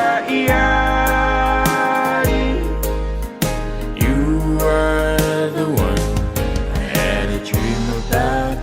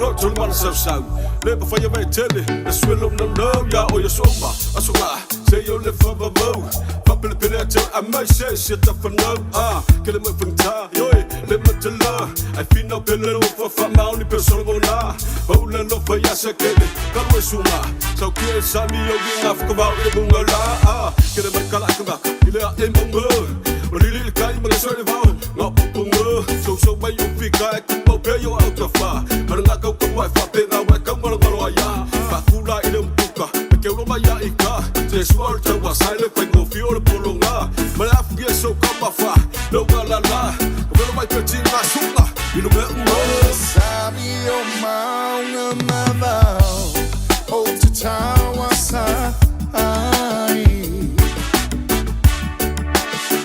o fainga tamatina o me uma o te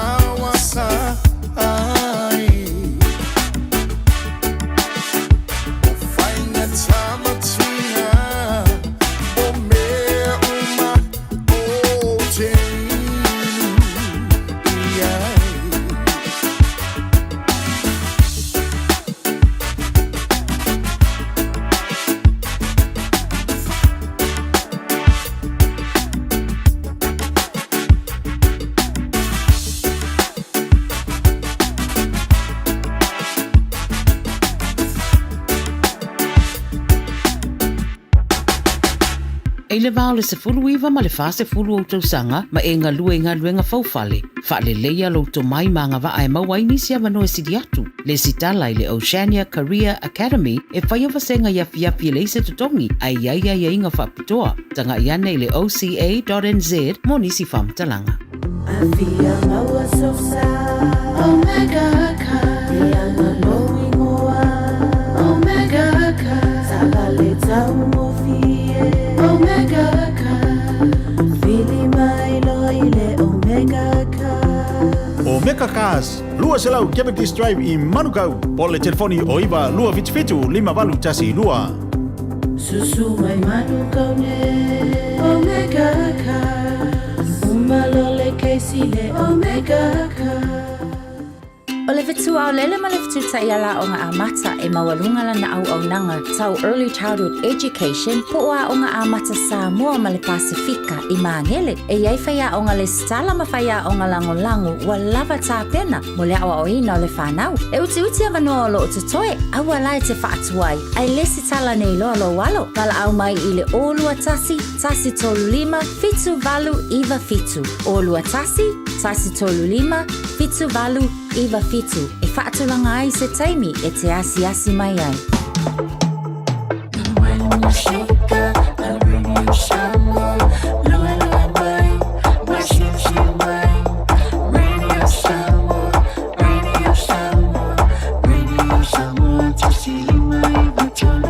Radio Samoa.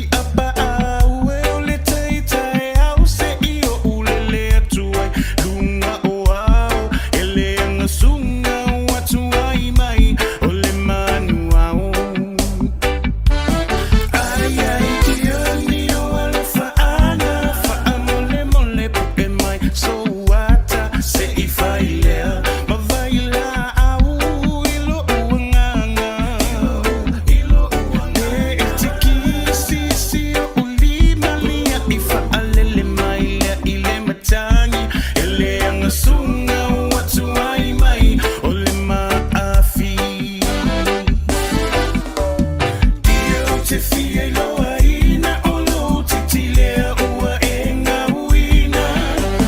Fia se e ifa ata sina e ato ai o ole masina.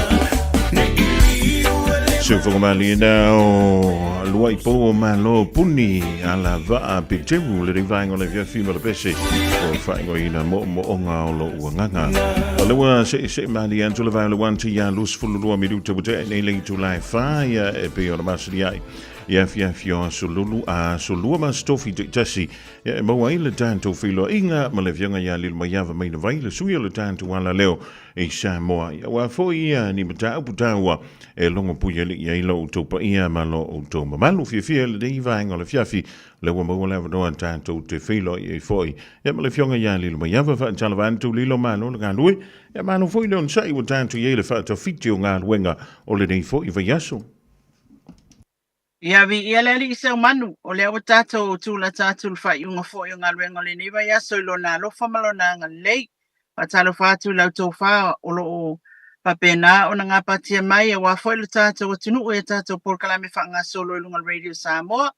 Ia e whaftai fo ilo tāpua i ngā sio tātou o tunu umwha talo whātu i le neiva e ngā lea whiawhila stofi. I le pa ia male malu o Samoa o lo o mai mua mai. Ma lo la wada soi fua manuia, ia le manatu o lo o tau whapa ululu le malulu ina, ia, wa mako, e reo koe mai fo i samui, wa mako a kikele fo i le malulu i samui la ko ia, e fulu ewa i al tangata, ia, a o le pola mako a whapea, peka ke mimika, seu manu, ia se i whai ako, umaro whakalo whare se whai ako, peka ke mimika venga le ngau whai mai, e below 20 degrees Celsius,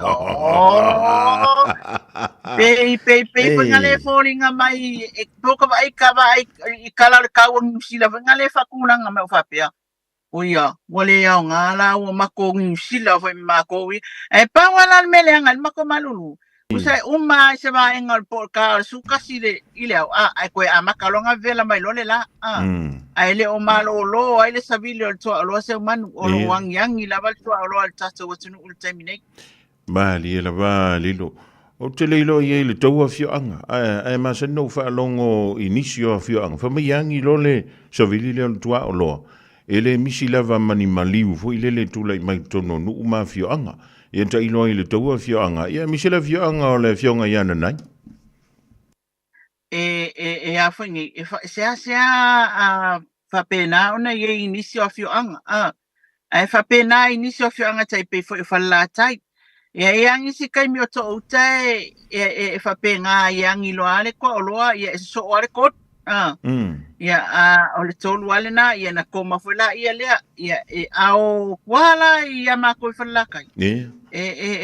O le tūlanga na ia o tate wa ai e sāta wa ai e iaso ia. E kusa e angi ale ko o loa e whakoa pēa inga o maliuses. Ia o mawhaila e koe angi fo ia. E fa pena fo ole tūlanga nai tala o te lo ta mai tu fa solo ta ungol upu e ta waia e tūlanga ia ole mai tau a tangata ko lele matua yaso ia I mea sa tupu mai ia a ne yaso ole mele wa kupu nge yaso ngi kusor kwa oloa male furu makaukia e se fo ia unga furu ia o mai temine o isi le olo furu temine olo mawal fa mai fo lele ole ngase o tinu e pei ala wa o no tala noi tangata to lua na nafi e fai mai se pei uma o covid o fa ko lo inga le kamino milo I covid e alu kali e o ko inga le kamino milo ale me alu masau ia e fa fitai e foi tata o fai nga tu ile sa fai wa te loa tasi le tulanga o lo malpuipuia mai e tata mai I fa mai ile alu marisau o COVID wa te loa ia unga I o COVID il te mile nei nistanga tata tunu ia tai pe al fulu Leli malo fa tai ia atonu o le afu ngata mai le tanto fa so fu ile le so luali ila tala fu ile na tu antu yo on tafa ma wa sina afa minute po sina minute o le fionga ile li komsina o le mtanga luenga o le se tali mai e tanto silia lena tanto no fo tanto e winga ile fala vlave mantu ya pe on tupu mai e le ngata ile toa fionga ia va pe fo ile fionga no fo ali Ya tonu la to ilo yei po le awala na mawai le avano. Ya te lua fi lo ia i male fionga le li komsina i le tai ona lila. Ia ole pe fape nei ana nafi. Ai au mai lo le por kalame ole por kalame fo ina le ole kan amnesty. Ia. Ia. Le sama sani ona fai le fionga fui avai lili iken kai. Ia mal matanga wenga ngata mai le lua felu atas. Ia au mai whaatangi atu ai le atunu au mai tonu illegal weapons. Ia po la au malosi le whaatula whonoina na whaongai tonu Samoa whapena fo iu tau. Ia ole tūlanga lana na ia por kalame sawa inga lava. Ia ona vahai lola ia le wale te whaia se por kalame whapena leo. Ia ona nafi la whapena i umantau fia nafi. Ai palasi mai loa e mātou email por kalame. O te loa o si e angelu alo whamai a te au. Ia palasi mai ele. Palasi mai e por kalame ia e awale aso. Ia na ona sawal po kalami o whapelo le aila o le avangoa la le linka kalo i se umani. So whafonga mua. Le avanoa tonu alea. E kusa e kale ungu. Wa ungu fo lunga pe kai fo fiku. Wale se fulu lenga ka uel po kalami. Wa levanga ku leo. Le mtanga wenga leo. Ku. La tava le tua o le kāpaka le tua. Ile nau ta inga ina ia maua ele ngata por kalame lea. Ai mantua ia o leaua i taua ona maua sina tal noanga ma le fionga le ali komsina. Awa tātou lawa e whaia tātou tala i mea tātou te whaalongolongo i. A o le whaamauninga o ia whaamatalanga uma. Ia le fionga le ali komsina. E ui ala se umanu. Wa umal por kalame ana leila. E ui ala e titi al taimina maua. Na ia mātou fasili afo i tā ua tele atu. Na tu ina le fionga le komsina e ui ele i mātou tele ino no fore le ilalo ia mawhai atu sa mātou tala e tusa o le whalabrawe atoa ana tupu. Awa tau na fasili ngia le whalabrawe atoa ana tupu. Ia peita, ia ole na mauana ia avanoa ia. Ia mātou mal tatou au whaasalau mal au tustala. E mawhai e ona tu ina atu fasili le fionga le komsina tau wha au. Langona lava foi le fia le lutu, maleanganga. Ia, sa whapea la le fia me le fionga le li komisina le vai mai, o le whaia kwa ia i ka kofasa launga. Ia, a lana malama lava lon fina ngalo ia maanga i mai foi e tau mawhai mai sana saunoanga na leila. Ina ia whaamanino mai foi nisi o tūlanga. Ia nawa, o ilunga tata WhatsApp e ona tu ia le interview. Ia, awa foi le sila fia le tata watunu. Leli e nisi mata pu e se mai ele mata pu lava leo le fala lava mantu ya na mawa ile ava no ana le live sitting ya ile fionga komsina li. O le mata pu le tato was fa inga leo le na lu vai vasi. Mantu ona e circulate lungo le o social media ia le video na e pe e punga mai le kamanga le lungo fa alonga la fie. Ia. E pa u mai e lalo o le fo ke ia wa mantu o e se man.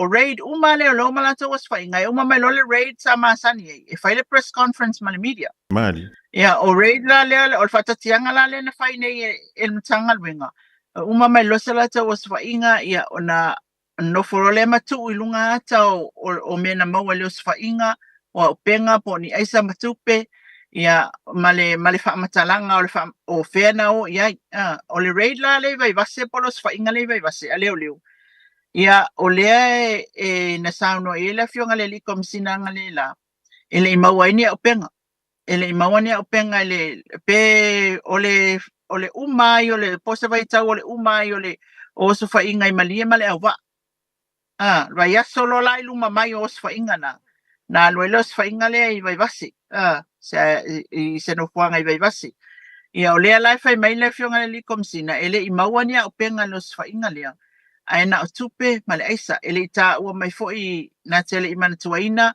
ia pe fia le o fai o tupe ia ai ole tala na tuina mai ele ilo foi pe fia mama fale aisa na mawai paule tulanga ta ua se umanu o lan me wa ese le raid le o lan me le tuina ilunga o Facebook page ale almtanga wenga awai man tu o umalo se fainga ia fa saulo e mantu o na foi ia fa matalanga na e circulate le video ma au mai Ia, ai lea fesiringi atu le whangaleli komsina ia e peile o manino mai lana saunoanga pela o tūlanga na. O le simta upu ese maile na. O le si tūlanga tā ua na tā ua e le whangaleli komsina. O whaonga e taxi so se taxi stand. Ia. Na nga ia tō lai whaile ngā luenga leo leo. Le whaile ngā luenga leo leo le taimina wa maua isa ma matangata to ono leo mo lia mai e. Ai vai meo laku le solo ale a taxi sole o le taxi stand nea. Ia. Ia. O ai wau ako ke loangi ki liva. Wai le asa me la o atua i na il nanu whanga. Ia na o atua ia whamaia le fionga le li komsina nga o ako akirikilo nga luenga lau whai leo leo toi fo i mai loma ma taxis. Ia, o le isi tūla nga fau le na lewa, o le isi wha matala nga fau le na lewa tatou maua. O lona winga, o le whao ngā ia tāwale lau pasese. I le tūlanga na, o te iloa whaila, wale o taua mai awa pa au le tūlanga. Ai o te iloa, ele o toi malo lo whaila ngā luenga leo leo le teimil ne o la fo iwa iaila la tau fo iwa awa ainga tūlanga lea. Ina ia iloa e malu pui pui al tātou atu. Nau whaalongolongo tu sina whaengo le whatalonga lilo mai awa ia ai whaale tonu mai lo mal tātou mta upule ia stemio na toi fo i mai eila ia leo le fionga ia lilo mai awa ai o le tūlanga e pio na maitawina i le tae ona lila o le teimi fo i le ono whaonga ina i alamtanga luengo leo leo ia tātou whana e wa e pe umara vo le sina whaenga le na whaatutali e pe mawai se avanoa e mawai se fisili. Ea, pe mau me isa whiranga lo le fionga i le ali komsina. I le taimi e mawhai e ona wha au penga ina la matanga aluenga o leo leo. Ea, tono lena marina o le matole vai se tasi fo i o whaamtalang. E wha pea e leo i le komsina i le taimine i le tula whonola i le taimine. Ea, le malosi anga na te wha tonu ina i le matanga aluenga o leo leo. E latu te wha o ngā ina au penga malosi. Ioi, se i vanga nā ua so ta i le minister le mtanga luengo leo, e wha pe fo ia le lo i sili. O ila ualana, e au mai e le wha mtalanga ia wao mea wha pene. E le whaia i lunga o se malosi o si tangata. Ioi, e ta tau wana wha o ngā au penga malosi. A o la fo i e lima taita ina, e le tūla fono. Ia wai overlo le skipo le tangata i lunga le tūla fono. O lono winga, ia ua te le fo i le wha le tonu. O le awha pele o na iai, i le solinga tūla fono, i le whaatino ngā lavo tiute, e peo na iai le mtanga aluenga o leo. Leo, ai se i toi taliu mai le fionga ia li lo mai au. Ia, no le isina wha le tono le tātou so ta inga i le rei vaenga o le fiafi. E i malisia au sili le no fuma, ai te fiaf sili e tua i le fionga ia li lo mai au. Ia, pe a toi fo i mai le tātou so ta inga i le rei fiafi. I se tasi fo o vaenga peo na tā ua le saundoanga. Ale ali i komsina o le mtanga aluenga o leo leo, langa leo te mana tua. Ia, le tausanga e lua a whelua tasi. Ia, atunu e leo toi pōmala e fo i le tūlanga e pio na tūlai mai ai, e upu whai o le tātou malo. Ia, sa iei fo le ngā i inga le mtanga aluenga o leo leo sa whaatino, i le nā fo i veitang. Ia, e ila vaenga fo i le le ne sauno i le komsina le whaatanonga le tae ona leila. Mai e sauno mai e whaapea. E le o mawhai le tembiliri. Ia o na pui pui a fo i lele ia malo le malo. O nga e leo ia ia kako vest. Ia mani a tātou pūlau. A leo te mana tua. O lena whai vest, whai pūlau, whai matalita. Ale mtanga aluenga o leo leo. Ina ua tūla i mai ia ni whaale tonu light. I tātou polokiki to tono Samoe le tausanga e lua a whelua tasi. I le mai ai leo le whai ngā pālo ta tele. Ioi. Ia e antonu se toi taliu mai le fionga ia li lo mai au. Ia wa le sina vaenga tau. E se mana ia e manino lele. Ia le au mai ngā le matau. Ina ia whaasafua tu mole. Whaafunga angalo taupa. Ia malo tau mamal. Ia e totono ni sila whape foi. Ia antonu o e mamau. Ia malo le ona sa ia lilo. Ia te loa nae whaima wha le tonu foi. Ia te leilo ia polo ko 5G, polo ko 4G, polo ko 1G, ngai whao ngai nei vaita. Ia, masaloa o se aiku vai lua le whaleanga mea mai I kasu. O e lore kalanga ka mai ke veko me le aiku vai lua. o ke le play minga 5G awa o le kai minga sa manu ngai Samoa. Ia. O moku o ai le call, o ai le telefoni fo le vili. O alu moku. E makwale lo pola le saunga. Ia o te lo tar sia ni ngal wenga fale le te sao. Ia ma le Vodafone ai o ka fa o se me o fa ma sangi le. Ia se fixa nga me. No winga ngai molo e kung le ku vai lo fa me ka me. Lilo e ile vaenga o le saunoanga le fionga le li komsina na lila. O le no fo mo fape. Ile malo si anga vo ile le e mwhai ona wha au penga ina ia le mutanga aluenga o leo. Na ilan saunoanga na sauno mai ia antonua mai a fuina e saunoa ia matanto wha soa ifo. E te tauona mai le whatananga mai le minister le mutanga aluenga o leo. Ia o leisi tu ia taufona o mai le ioenga mai o ile lo ye sili le tanto ma lo. A ila le fasi vaenga na o lana saunoanga. Na ia saunoa mai e. O le teimi nei, e leo ia ini vest manipu lo o leo. E pui ai lo lantou saunga le mu. Ai fto mani ia na fe antula tala lilu mai. O leo te manatua. Le tau sanga i lua whelua tasi le mai ai o le whainga pālau tau no tupu mai vesi ngai tai nai mulinu. O le nau wei atu o nei o mai leo malantou vest, malantou pulo, malantou tata. Whaasa o mai ange ke wa sese. Longa winga o whewa ave ye ia ngā vaenga vuile le pui e le saunga le mua le mtanga lua. Ia, tonu pe o se tūlanga whailele wa alo ia le saunoanga le fionga le likom sinana leila. Ia pe o se o lawa mawai lona ma fau o so mai loa i vest ma pulo ia i tūlanga leo puipuinga. E sawa oi, ale nga whaile riot a leo ngako wa ai uma kwa i le live ngai lunga o kako Radio Samoa. Ia, e o whai ai o sa whainga. La whai e iai o sa whainga. La ia nga i eitama ma lato vest. Bulletproof. Ia, ai ona o le tūlanga whai le pau ale mea tā ua i lo ulangona na leila. Seu manu mantofelen tatala noa e iai le vaenga o tūla fono. E mawhai ai ona whatangsia ia le approval. A le fionga le minister. Ina ia mawhai ona au mai se whatanganga e a mai leo. Ai paula le mea tā ua na o whaalongo e ana leila o lae review le kula fongo. Ina ia mawhai o na au mai le malo si angana i le komisina.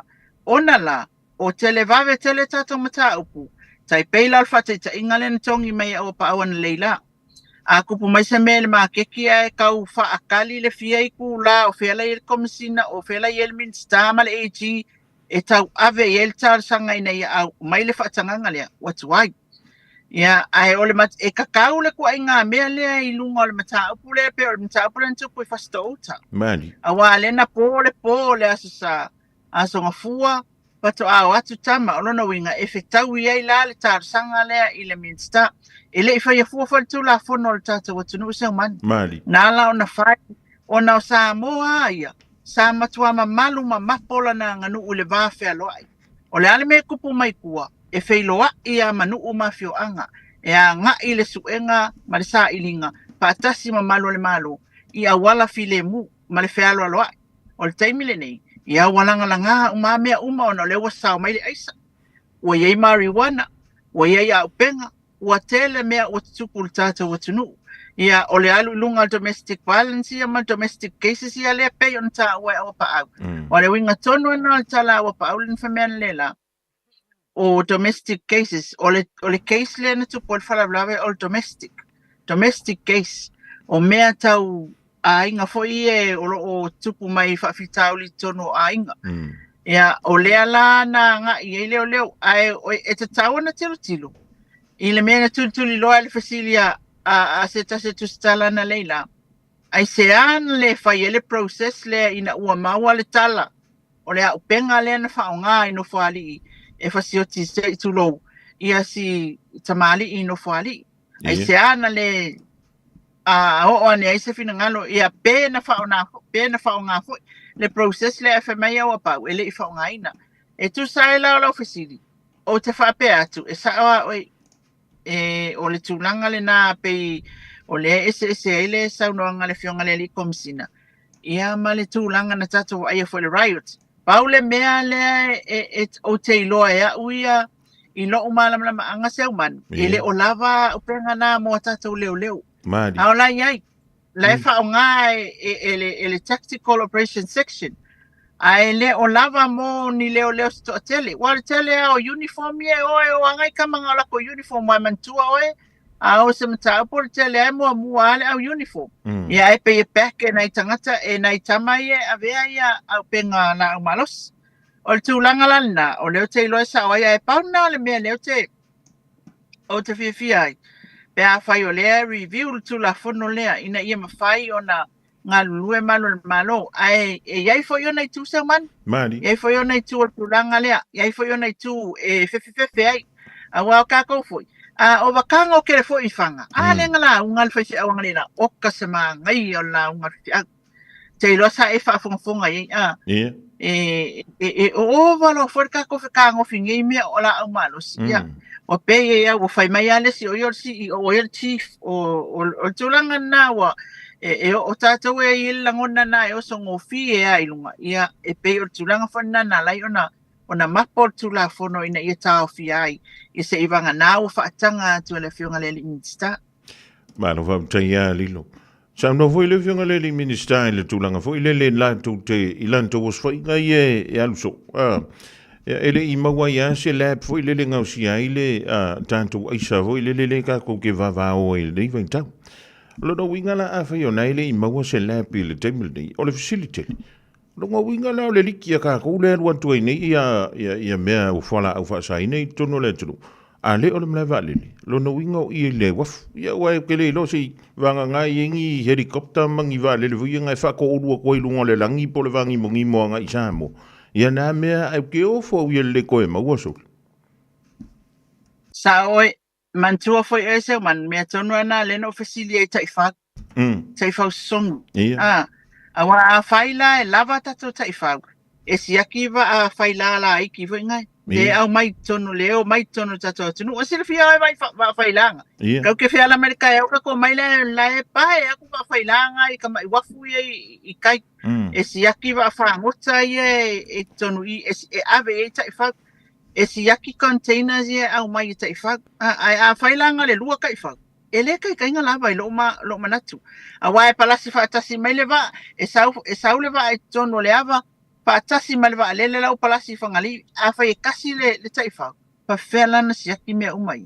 o le tūlanga na te umanu le ala na lai ona ofisili taifa a wai o le tūlanga tā ua ia le ufa manino mai fai komisina o lo o yeila la tau por kalame le fofua mo le chokom Mari ia tarusia mai loa na taifa matu mau el tatu atunu ina ia tau fo ia el fafitau le wale o kako kilo kwa uma le si raid le si vai yaso ai oso le si raid le si vai yaso wale o koe wa pei whakaunga le chairman pan le whakaunga le isa le whakaua I lo wa manatu. Ia, a tonu le tūlanga foi lele wai I malewa lele ini. I tangata fui e whenga luenga ina le customs. O le lanto me fai. E wawa ai au ngai oinga foi lele pia e sa vali e tonu foi lele e siaki lau ato. E hoi, o le maali e foi i o le ngame. E awai e le whape fai ele siaki tangata uma.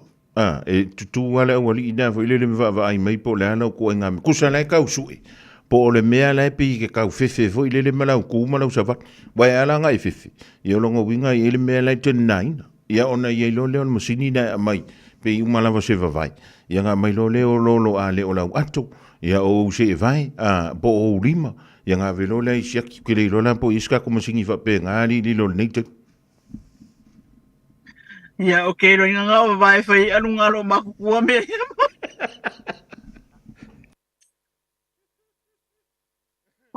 Whatever ho yanga makawa ai fua mai ho vai. Ele ingi vai fa penga. Kusa la kumungi. Esa ole ufole le ma se me mo ya. Awala ngo winga la kuskanga kuku pa penga malai vale. E ke ia sa u tap la ka wa ba. Sele yo a me fai. Poi ngale e fa mali e mo me uma ele o serious iskanga kai me uma ia ale level la ngo i oku okay lo ele kai o ma ko ngi ba ali se ba a wa le winga la tala o le tatu te tau mo fai e sa ili le sauce a wa o le fa mai le komisina I lanto rei tu mai o mai on fatino ele I mau antua se lamp lona wing o le facilitele la o fea e ala le a wala le mawhai ona sawa tu i tonu a wa a whai ona na mau aisi te mai tai mai le antu a sia talu ai nei mana a aisa o lona wing ia a kongo le si a walanga le lupo wa fia nga ka woa a ngā ele koe maua e tātou ina ele ai o ngai a umanga lui fo upod a kukuila a ia pe aruantu mai fea ma fea aruantu ma avatu ia la ngai le o yeile ko inga resource le me fa yora fa ngai ina ia tau fie wa sa le we le te binei di lo ia o a ungole o le fa ngai no ia fa la fa sain o le matua fa te le lo na fa le tonuali e sa leia pa wale tu langa la te va ai tua makua ele va ai ngi falling o le fa kau se isa ma se me fa penga ia te tilo foi le e ke ia fa mai o si fio kule ale ke no ka le fe lo ai kai mi uma le ke va foi le ole tu langa le na il tato watunu e ele tu ainga winga le na il tato watunu ele moni a me uma e fa atata la fonga me uma lona lua e pe ona e ta wa ia tu langa ia i whainga oso whainga ia ma le. Ole tūlanga lo te sau ma whau i. E le lopenga o agency e maua. E le o maua le mea ka ole drug lord sa oa. Kangaka. Ole sifilanga. E le o maua afua le maua sana. Pawa e sa oa ia o pahu. Ata umai ma ai fo iai ele o whaali me ise.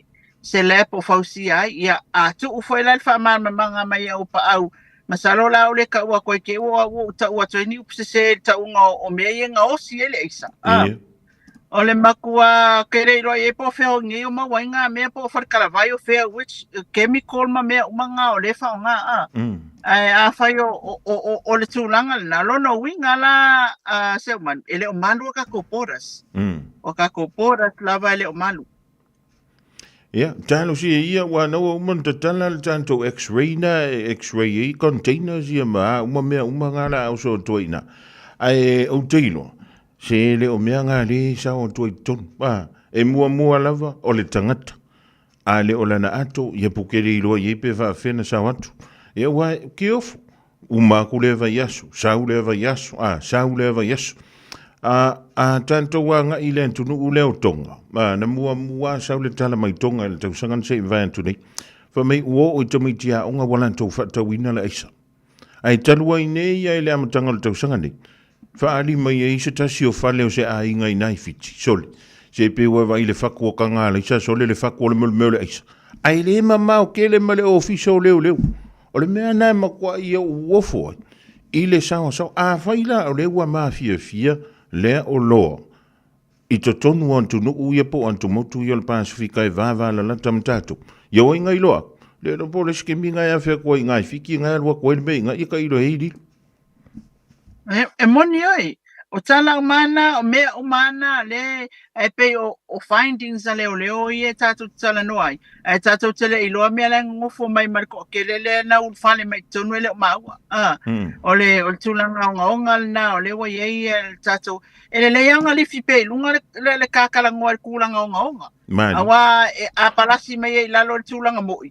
Ia ona whawhingofia le a le tūlanga I le mele o le sawa malero. O I se ka kere fia o la ko inga mele e tatau e taimi nei wa mea ia se manu o te iloa o lea fo ia lai ona mafua na tupu le mele nei Mali le lava lau whainga venga e le lava lau whainga venga a wā ka ko tactical operation section e pe lunga lai titi atua luas full tangata ia a whaila e luas full tangata wafu I mulfanua wafu I matautu makuai o le ngofanga Kosovaa o le malaiva alele I whangalii o le malaiva alele I a vai ele luas fulu lea ai kia I e whainga wenga I e whai I o le take care inga o firearms ma attend I a isi o mkau lea la te whai atu ai o le tūlanga na o le level o le tele o le to etiti o le au whainga wenga a o whale uniform ia e te tawana I e resources e wha au penga le tai peila al mele te whai mail vai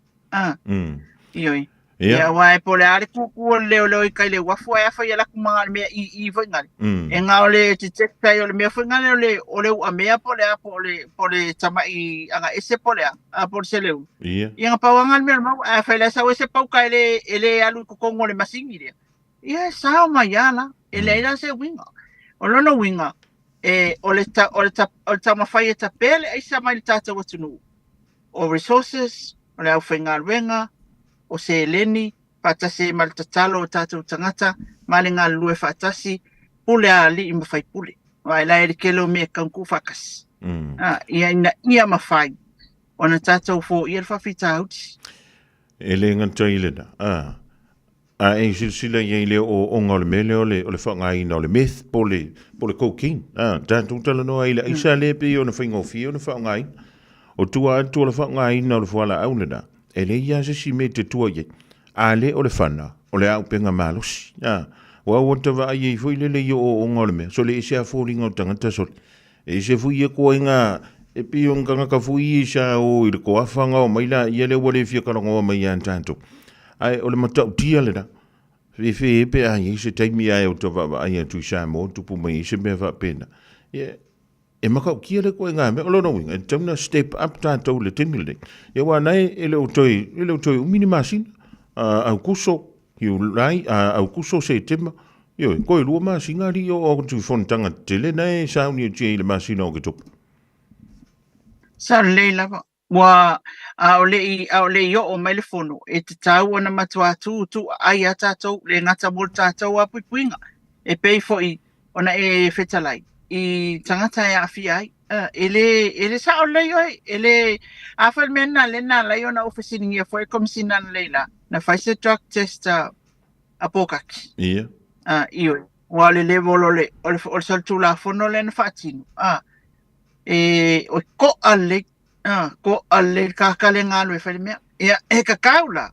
Onga si, ia le whai maikala awapa. Ia le sa awe uta wha su e whale mai.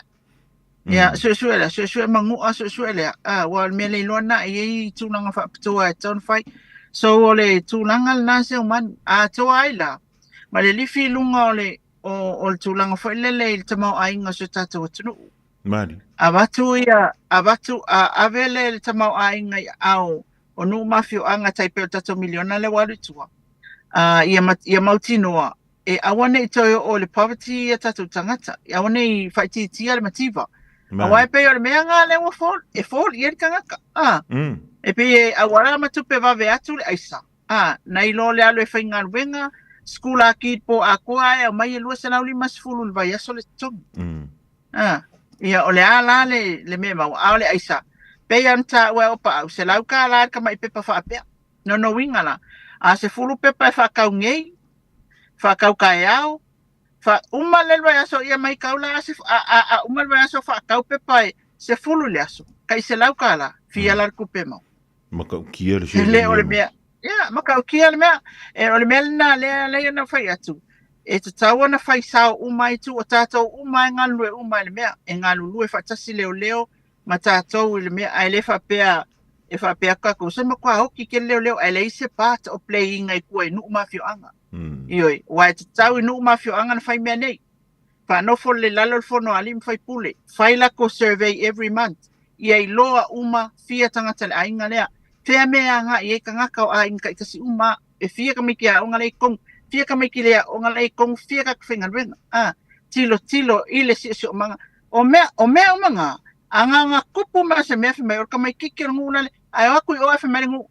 Wa umanga mako au mai ole a inga nga ai sau lole profile na inga nga ko alua ka mai ke whainga ruenga I whea ole a li ilan nga le sau male mele vai whainga o fia nga ruenga leo pe atatou nga lue whatas ia ku wakolo makako resources male si ikia o kako tomai ia mai whafoma upenga ma me whaatino ai nga ruenga leo ia o te lole a whai ia tālu si ia wawena mause vai whafo le tātou tā upulea lilu mai au awa mole ole teimiani e le u fai titi le lo pele ka karangoa kwa la e walu fa ka nga vo ngi va ngole fa bema e le karangoa la ko ro le ai ke le ya ka ko kupi pa wa semia Ni te wa pa se mea mu se mea a ia ko i se siname.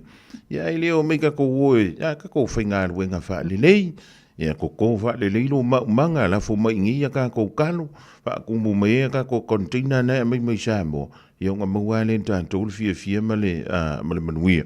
Nei lo le whai o nā me o lona leanga. O le leanga i o lona o wantawa ai antu i tangata e a fia i le wha o ngā ina o nei mea. O lai. E o se tangata po le alona au lei fia umai fonga ai. E koe au lei mea i lea i kuari i fōringa. Ia ka ilo e ili lilo i sau sila.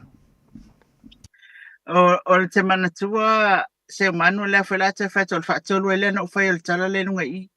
Na o sau ai na uwa ai le ka show sa whai utai tuana i matu. Ia. O sau loa ma whai loa i male komisina sa taluai. I mako news o whai lo i ei whakwai. O le se seo manga le mela e leo sefi. Mai pēa whakwai. E alu ia le show ka vale. E alu whakasi a mangi trucks. E alu whakasi ma weapons. So come the time e ke wa ai e le koe ngā onga e o iai. E a lea la. E le o tupu se me whapena e tatou ka shows le mana i ana i tāwale ana i tamiti e o me pewai. Ai tālo sia. E le o tupu e se me whapena a wao le onga whale na se o man. Ia le ka kele va ai be o me ngai kupu whawhenga. E whai kuri ngā ka vale au kau ngā whanga wale wa ika le si ka vale. Le si ka vale. I mea nei o drugs. Ia o le tūlanga na e sa whai mai ai le fionga fui awa i le taimina. Mai le ai lai fia sa o ala tau.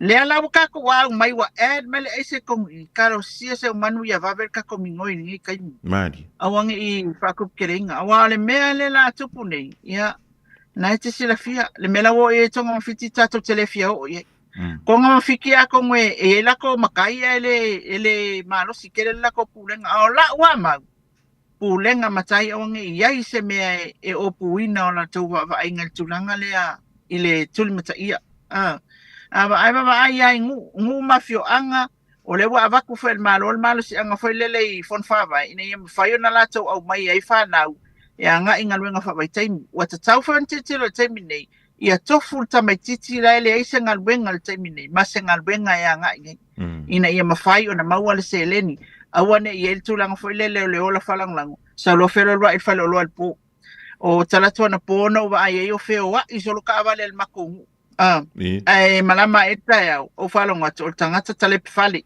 pako o falongo ale ai se me fa pe okupu i faskoka ia fa ta o falongo ya le onala e mana ya le tulanga le ke va ya kule ka fa yo fa pe ka ngaka makongu ka fa yo fa pe rina la su ai ole tulanga foi lele awane el tulanga na ole si foi tulanga ta wa se man ma tua il tulanga falele tau fiafi awal fa mai e la kwa ka faolanga wo ngai ku kulu ma falolo awa ia tuli mata ia le fa na u taimi uma fenga ia saulea onga langa le ako wa ai ele ako la moe vai la moe vai nga e ula nga ya o me umana ele wa ia le mata piel mana ia pe ona upu ai atato nga lulu e fata se pe ona taua o le fa na tato Malo sa no ali lo ni vai ngole fia tonua manino le mantolo vai foi le tulanga e pe ona sa tal sa ngai dai ya se fi ngalo fa ali foi le fionga le ia komisina lo tanga le ngole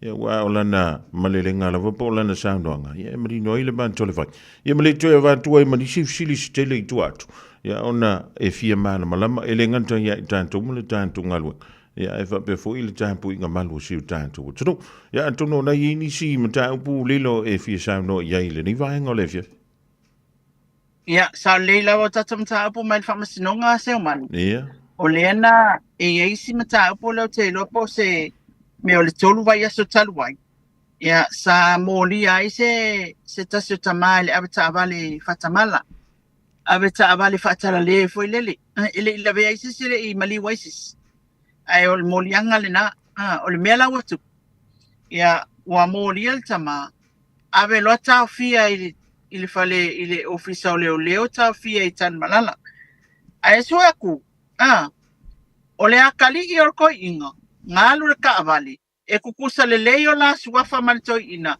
ma ola fai ale wa ver ko inga kusale wo lo kasi ser ko inga moli seto ina Ia. Ia, o le tūlanga la le sa tūla ia I foi la si toi ina lea. Ina ia mawhai o na whai mai sa whaatangi foi le ina matanga luenga o leo leo. Ina ia mawhai o na suisana lo ia. Wa le foi whai e le whamasinonga. E tau ona suisana lo ia. Ona wa afia ona ia tau foi lele. Le loka. Wa loka. Ke ia wa loka maku kua e mantua o le atali ina alu ta vali. Ai nei no for Ia, ai nei mo lentoli. Ia, o leo o iloa po la sa o le tūlanga na tupu ai le vale. Po le melanga o kwa leo loka masko inga la angu fumo po alka mai kike leo kia. Ai ufa pia ia alu iloa te reserve le mea lea unga fumo mano. Ei, soli. Ia, o lea la. O la ia ile mata upuna il tato whamasinonga. Ia, o lea na tu ue e a whai nei, e whai ana nafi. O lea la wata i tolo pōfoi. Ia, mo se sa ili ngā tiri se ia maua mai le lo ia sto ino le tūla. Ia, ona e onga whai lea mea ke ewa loka whafua se ia koe le ai masianga sana. Ai o le tūlanga na mafua ai. Tu sa le ngol toi ina malo nā tali. Sa Ia, ole na. Ia, si toi tomwhi am ti anilo. Ai, maari e voi toi ngā sori ngā tūla whunu wha peari. E ke ia le loka maku kua ele o ka ikaranga soli ia le tūla whunu soli. Si ngā o mea makau ki ama mea. E o fongia le o te whanonga tui ai. O le loka maku ku. E le ase se senga male tanganta ai wha inua na whala au pe whaiona tui. Ai tutu salona I ngoma se tasi tangata. I sa moa le utala noa antua. O antu lola ia leo le vaenga ale whalama. O antu le wha I ngorka ka sa o le tauna wha inu pe whaifui o na tui. Ai o kui se se re tangata. Ia na tupu I leo le wha le tonu. Ia la ai o lola ka le sa ka unga whaiung kui. Ale mtau tia I o le natu e ngā mea. Pe antu la I mai tono le tanto. Ia a fo I mai tanto I nei New Zealand. O tau manatua le pou foi le tise le ap nof le na pa u I lano ina ua ka lai uma ele wari ia ngā koe e suia ia ngaki o vai o pou. Eoe, o le na sawa nei le li poti wana whai le su enga. O le su enga la sa whai. Pe na wha pe feo na pa u I lano le pou. Ia e saule I unga o su enga le sa wha ngā solo. Whai mai le tala. O lana iei le tangata na te wawa aia le au whai ngā luenga. O le lai kikirenga kāranga ia ngaki o le pou. E le o iei sona to mai whaapitoa. E tatala ātoa uma e se ainati. E tatau ona wawa aia le supervisor. A lai wha mai le si tu o le tala. O le teimina. O lai wha o ngā e le supervisor. Ia le sand blaster. E blast e se aile ele iei I vai o le pou. Ia o e kau mai kaua mai le mele o te whai entuai. E tu sala. Santa tau. O na ave I ni tangata o lo laval to mai ia maleanga wa. E whati noa le suinga o nati o pauia. E tau mai e ina. O le kampani lea na whaonga ina ele au vaenga ia le ana ia le tise le iei pauia. Ia o lai whatamala fo. Wa le me kaunga e wa ai whale. Ia o whengi me ua kalai uma whawari o pou e whahari o le pouari o le o whela le mea la aku o I runga le pou. Ia nga, kusa lai plasta e le supervisor ia le si vai o le pou. Ia e mamulu o kolo mangaki ia nga ma aianga o le pauanga o ngaki renga kua I runga le pou e le kise. Ia paka kua I loila. Pe a toa ia lunga I o. Pe tu sa le vai aso le pe le tise. Ia e me pe o le tūlanga na e o fofongi e le mata o pule sa no mai e li le mai. Sorry. Ki o fofo ia kai ia tailo ia ai e fua fo I lunga ni moli mau pe a lilo mai af. Ia le tūlanga le stama. Ia o le whaila o kala voi le li stama. E tai pei fo ia mo le me foi le lor kui se po le wha ingu se o fuala ap. Wai I me wha pena na tupu mo tono le tātou turu. Ia o le au te mana tua le temini. Ona lela le ele I whanongolongo o tai au le whape I inisio whai unga fwoi ma ai o le mata upu le o tolo atu. Ona e tawana manino mai la I le whamaumaunga amaru le malu. Pe na whape wheo na ona mōli a whai o le na maua ilunga le tele o le awita wale whatamana. Mōli la ia lea tusin tau sanga o tangata o keo whala le ope mōli e vai aku. A fai e se fulu fa o ia fai se fulu valu pe lo se fulu kasi kau sanga ka magiki. Ai vai kol koma orko inga makwa makua 5 valu po ono Ia. no winga tau nei loi na. I don't know winga o ia sin sila pela ititila ila ngalwenga lea. Fua ele o ia ilo le lape ona ua loka se ele tangata. Ai lo tangata le sol tu la fono. Ia le la mai. La te le la maunga le tūlanga e o iei. Awa o lea ia tau o tangata lea wa te ua whaifua. Ia, po wai a palasi e tūlanga lea se umanu. Lea on tātou tūli mata ia pia. Ia mata upu lea. Mano, fa tai ioi. Ia ni tei fo ta una o le ngoa mar fai umare ngu wai le ka ua kausanga lilo ia wai o tupu me va pena. Ai a ma wai la nga ma leo ngai leo fa ma ni ana mentu susila. Kwa lo fai el toi ina leo nga pe fa fa ma ni ali. Monia e fa la ia si ali foi le sa fa pena ona au mai le ngalwenga fa vai taimi le na ia tele su e ma ko ni awa ro ku ngalwenga fa vai taimi. O le wa tala i tua man to foi le sa ta fia lava. Ya o le asa flui vala le masina ni o le la tula ia i lunga fa masinonga o lo te ena le ali i ona molianga ya a le la wat tala i tua e fa tali el te me te tula i el fa masinonga ia o le tulanga i le ali i foi le o nga fasiona le na mali walta mai te sai nei vai loa e man tu fa la na le sa la be ta vale ia wa fa ma ni molianga e uia o lo te ele alilia. E fa mai kala fa masingo. E uia le ke e mai. A o mau, makua fa mau ngia ia lau sol tu la fono. Lo no wingala. Ia o le te ena ele alilia ona molianga. Ia o le ai au mai el fa masinonga. Ia o le e a fongi fa mau it's tawan fa mau nia molianga ona o moli mag.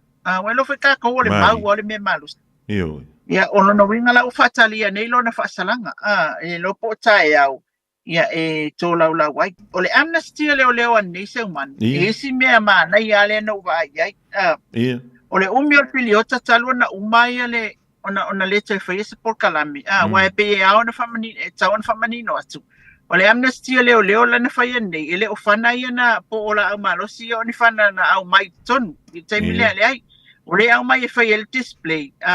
E la unlawful firearms len ka ko va ai lunga live na abatuai o la wa yai ko mena maua mai raid leo ia ma nai fa mata upu fo ia se fulu ono cases mai le lua fe lua kas ile tau sanga le nei o le ai ma wa se fulu ono cases na o le tulanga la le fa mai ele wa inga ia i mtanga lwenga leo mantua se manu ele te fa ia lava se tato kan amnesty e tu samale 5 salawi va ono fana ia fitu salalu 5 ia utau now ina mai le lua afe 5 se ia tau mai le fai ungo le lua afe lua tas ia il taimina I think ola tu la ifu ia lili wa na so o kan amnesty a iket ia ai ole afoini ole se fuluono cases lena lipotia mai le lua afe ma le tolu ia iuni. I le aso tolu se fulu a iuni o le masina, se fulu ono cases. Pe se fulu ono mata upu na atende leo. E a afia ai la au malusi. Lona winga la ia inisi o la au malusi na wha nei. O lea foi na ta ua li komisina e pe ona utu wai on taftafan leila. E fasino mai e awapa au. Ia le la au malusi le na fatino el falablawe le no fali imfasto uta. E pe o lena mali waile na o le leo. Lena mali waile leo. Len ta mai ele confirm ina mai pen ole e afia foi mal fala blave no fali ai na ole leo lena mali wai ile la amarosi le ole 22 e ale la amarosi ai olo o ia tato la amarosi lo fa tanga i tonu tato tunu e pen ta wale li komsina e fa tanga le tu ai ngala amarosi lena na fa tu pol fala blave e na mau wai fu ole malu peitai ile iseneina ile isau le tangata lea e ana la malus e la isene faltu la fono mol fa ongaina e amanto foi se manu paule tu le tala to e malu o ia la malus si mal fa ongaina ila au e fa tanga tono tato tunu ona i fa to anga a fa pe talo sanga mai fa to anga ia ona maua lea ia o le foi na ofisiringia na le la latou air cans la ia latou air cans efe mai ia e mo man felelei fa'alafua foi lele e fa'alalo ai man felelei na ia ono winga le mai na bird awa le mai na bird le kelinga fa'alafua ai nei le mana mia le mana le avesi ia o nisi na tūlanga o iai le tātou lisi o mea na tupu le aso ia ai mai se ai la ua fesoasoani ia le fale tupe o le Pasifika i le 2 miliona tala mo le Chocom i le o manino mai le fale tupe tonu e pei a le PSP o lea ua fesoasoani i le tasi ma le 2 miliona tala o au nanga e au fia ai ma au nanga i tau ATM mo le tātou Chocom ma whaamalu no winga le ana sainia nei le fiafi le malienga le na ia o le fesoasoani e le fale tupe o le Pacifica Bank South Pacific ina ia mawhai ona sosoani mai le tapenanga le tātou malo i le tātou taringa malo ia Oktopa ia atoa ai se umanu ma le whaaleo o le mana o mia o le fesoasoani e le koluse mumu le taimini nei mo tapenanga o le Chocom fa mai koluse mumu e a familiona se me mana o mia se ambulance mana o mia man taavale se lua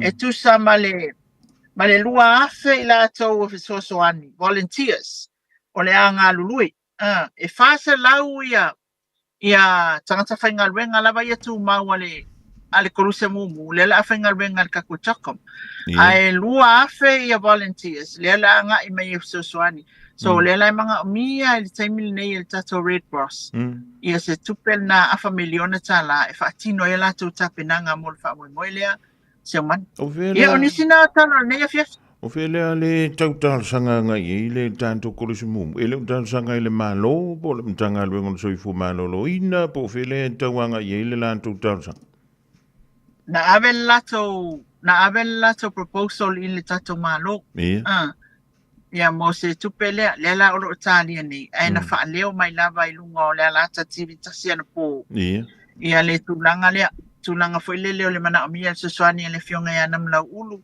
ia o lo fai ma fa ulu lunga foi o kruse mu sa mo nei ia ma fai ona ma wale se soani ia o wa foi o venues o accommodations e uma tanga fa ngal ia kruse mu ina ia ngai ke wo so ngi se mai o se fa ulunga se malo ia nga blame lo sa mo le leanga o lana tape na ngai le se first la fa le ngol mele ya lo so ani mo ia e so ani mo e tau na ia o sa no nga fa na mla o lo o nga i tu ai nu ma fio anga wa le mele ku anga la ver ka vale eli la ko le fio ka nga ka yo e pu ele live mo e fika kala le ma se fai ale le fesoasoani mua i le tagata lea o loo fia manaʻomia le fesoasoani taimilava lea moliaʻi alu atu le ambulance ma mai le falemai ae iai se fesoasoani ina ia mafai ona saoga lemu matoe tau maau mai le soifua o sefe mai le soifua o le tagata o le mea lalena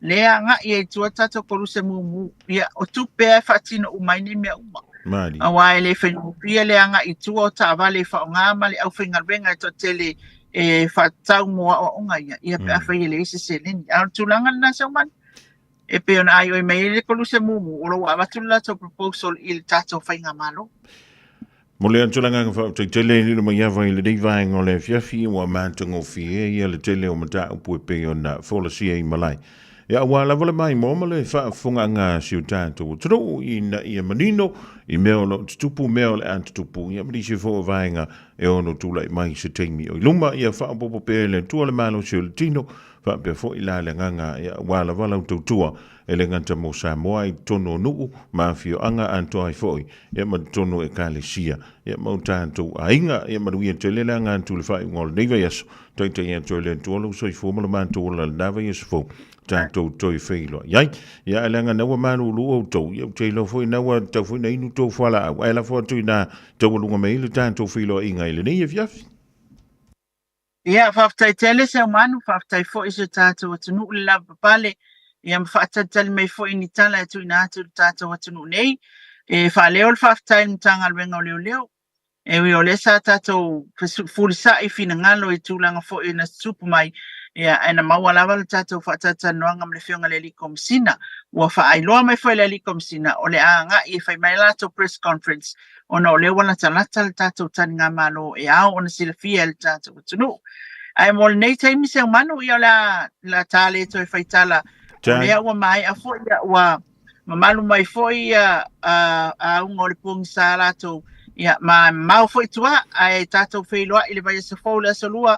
Na lofa maleanga leo le atua, manuia lau tiu te whaawau le nei fiafi, manuia foi I lau tapo ina Samoa, maleanga I atu I ainga I ngā luenga I mesewa o ngā whanau, manuia tele nei fiafi, tau whaseifua. Seifua mai ia manuia. Le whionga ia lilo mai awa mai na vai le sui o le tātou wala leo, o le Radio Samoa I tutonu o lo tātou o taro. Ia, maua tawalunga antua ina le tātou whilo inga I le nei fo I vaenga le fiafi se iau lia. Ia le aso lua o le vai so fausi taimi ia ona e mawhaile ona e toi mai mo le whatalonga pe a whaiwa e misia I lunga o le tātou Facebook ia misia le tātou YouTube o le Radio Samoa Live ta ilalo anta ilalo le Radio Samoa Live fa pipi I fa tasi upunai tot Radio Samoa Live ki ufua uia pe a ile man malama le Radio Samoa Live fa pi fa tasi e pe o le fa pi inga le pen 8 pe a se manu o stamititi Io, ele fa va nga fu ila lele upuna tot. Ele fa pi fa tas. E kusala pe po le ko nga ka nga ka. Ya pi fa tas yu mo ngona tot. Radio Samoa Live. Ya ona e mawaile on tanto YouTube na 112 pol kalame ile taimine.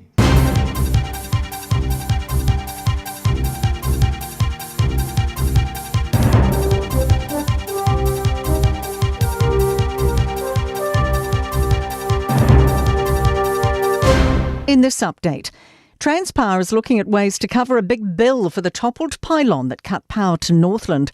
Nearly 100,000 people lost supply after maintenance crews unbolted 3 legs of the tower.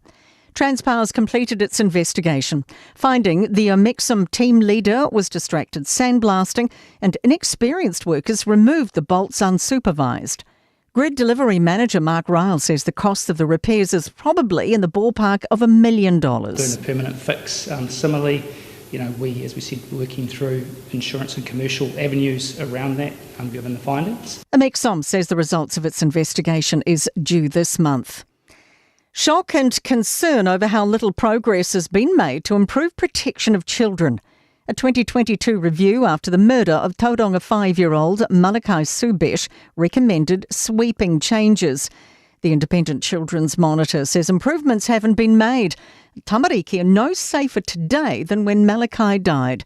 Save the Children's Child Rights Advocacy Director Jackie Southey says that's unacceptable. Well, these recommendations need to become requirements. They need to be the highest priority. They need to be put at the top of the list. They can't be something that we'll get to when we can. The Speaker says a cultural reset's needed in Parliament as allegations fly of opposition bullying. Jerry Brownlee has ruled MPs will hear questions and answers in silence from the Minister for Children, Karen Chor, during question time. We are going to get a little tougher on each other, I think, in the future as we try and tidy the place up a bit. Chor broke into tears speaking to 3 News, saying Parliament doesn't feel like a safe work environment.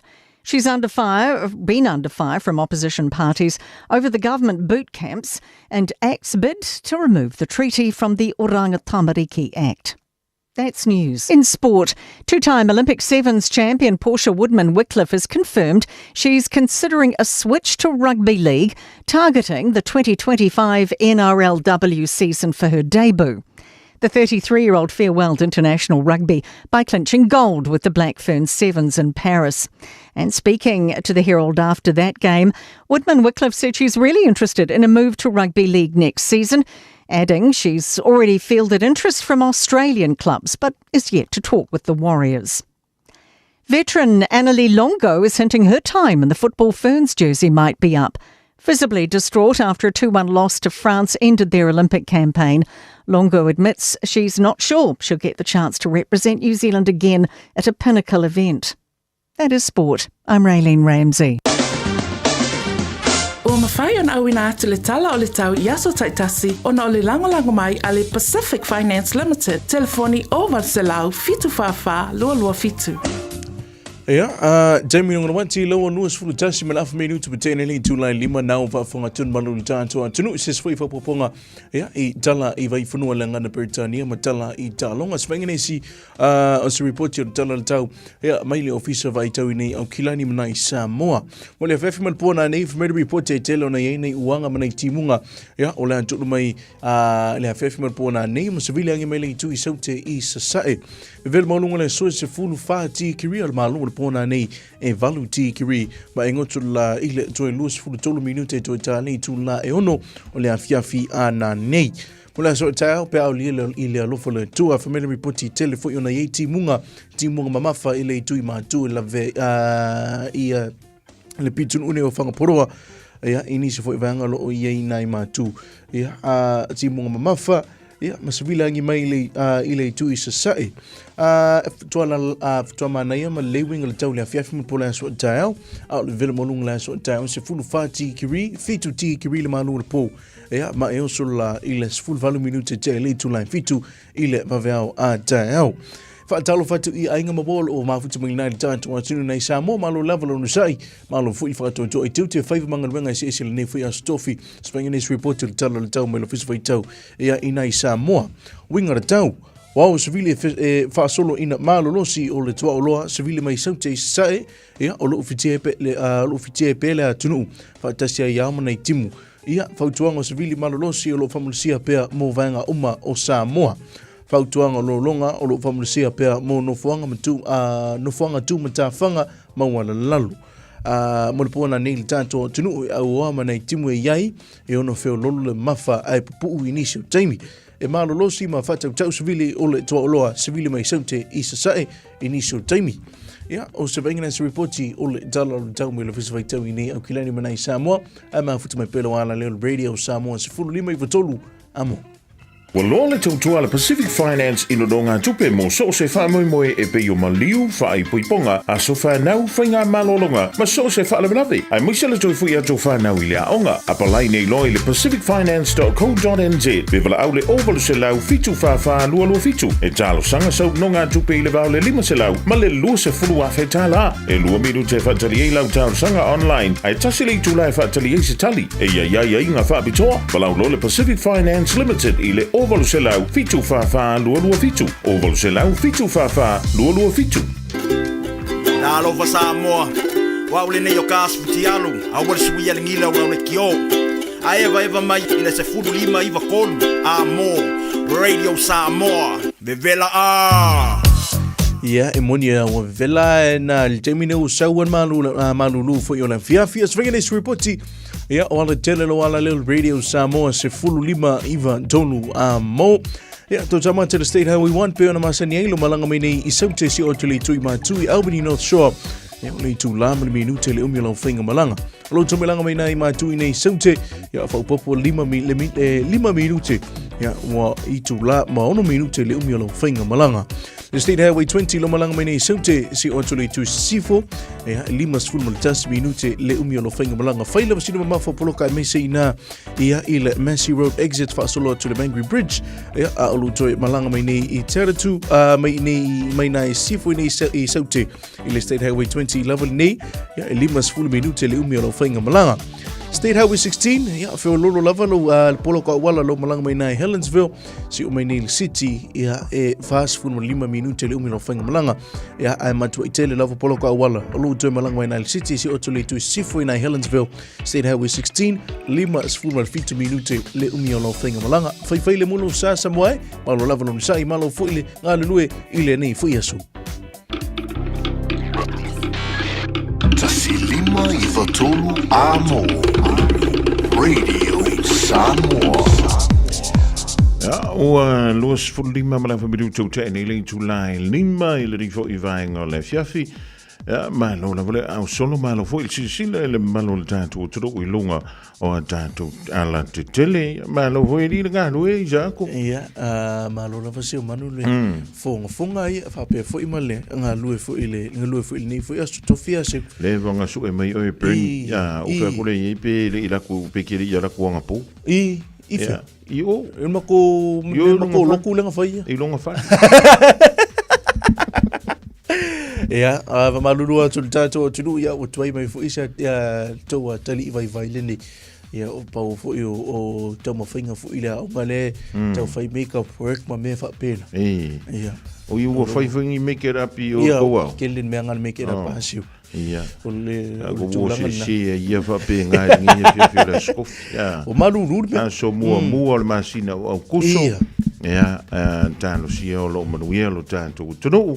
Ile mana vai unga wenga ia mi se fule fenga I manga se sengol ni e firisa wenga vi fi malulu va bing I manga o mier ka ngo ya e manga o mier mon me ka o mi ngoi foi ia ma fere kuka ai mo tanto wa ia tang ma foi lumo dairy ia o lumo bakery ia ma lumo fle inga ai si la os fa kwale ko e para lo wo fu kingo ngala le fali pa ba ko foi masing ai la ko lang mo livo le ofki a visidia ku ye fa ma ye le inkole ping ai mangongi para chicken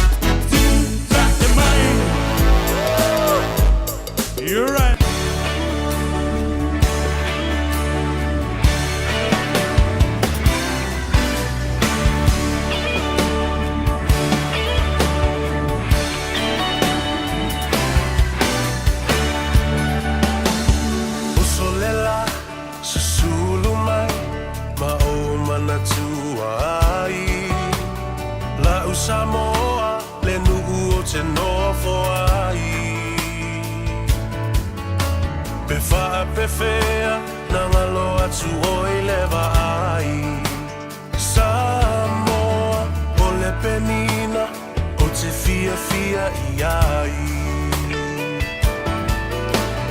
O solela susulu mai ma o mana tua ai La u Samoa le nuku o te nofo ai E whaapewhea na ngalo atu o I lewa ai Samoa o le penina o te fia I ai Hangi mai se matangi e momoli atu ai Ho ua lo fai la u Samoa matalasi Hangi mai se matangi e momoli atu ai Ho ua lo fai la u Samoa matalasi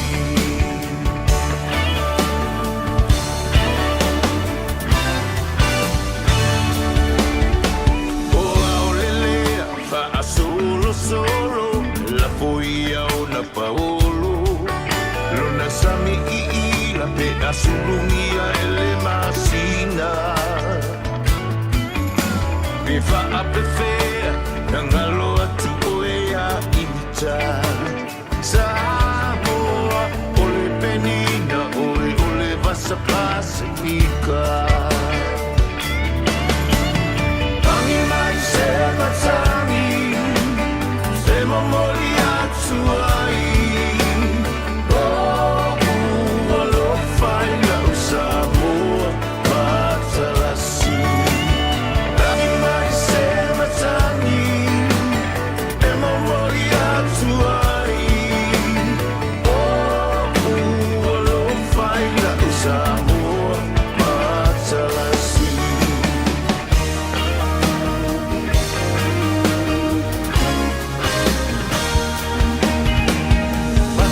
Fie, le afi, pe asa vali Lona la lele, ma folinga e whelanua I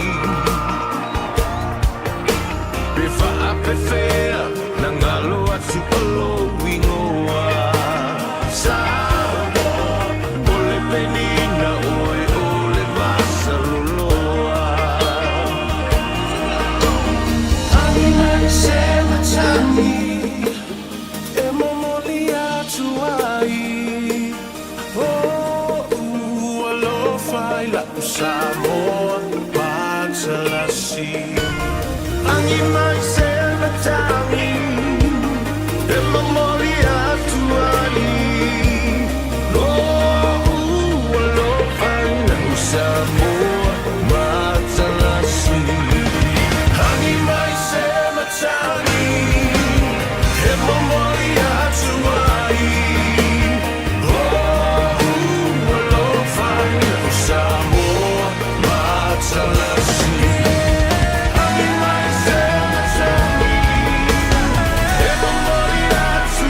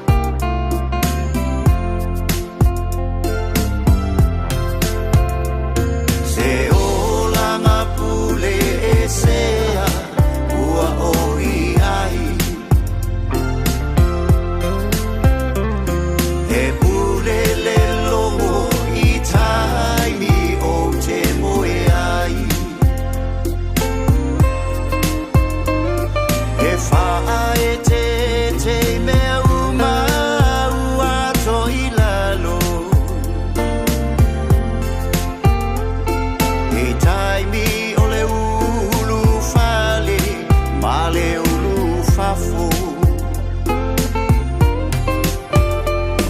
O fea lo uata mai malo uta uta ua. Ua fetu ala ina ele atua.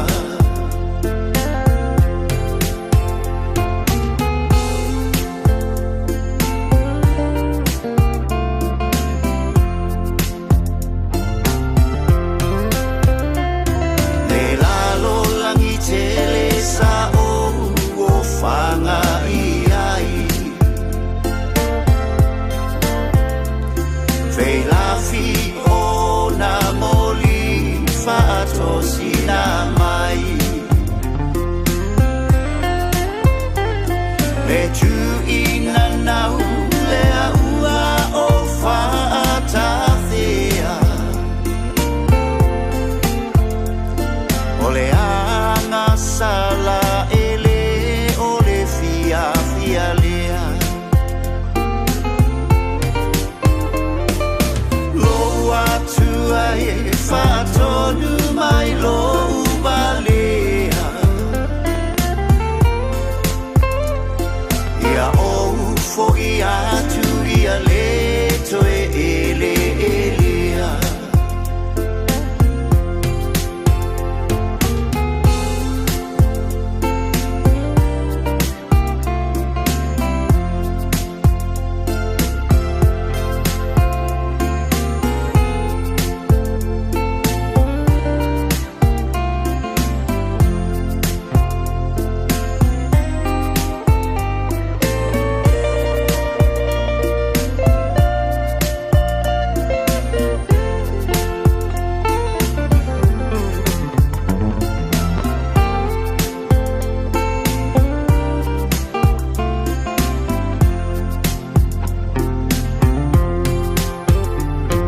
E tele au I taimi o lo manuia.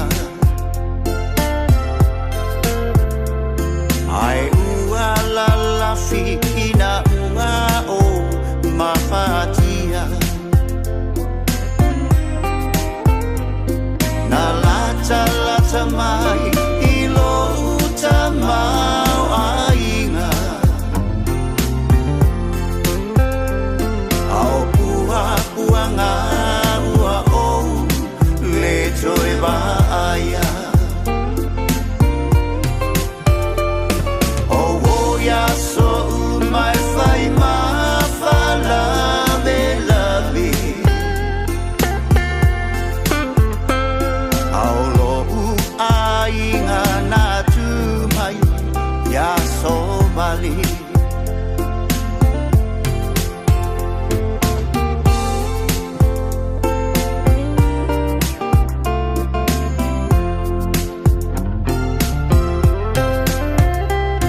Sa o fia ai e te lei au mai. Sa o le fale mai ai e te lei asi asi. Sa o le fale pui pui I noa noa tanga. Te lei o ane se I fa ma fana fana. Lo atu ai awa e te la foa ina au. Tu ava noa mai se ia o fo'i atu. O I tate toe fia la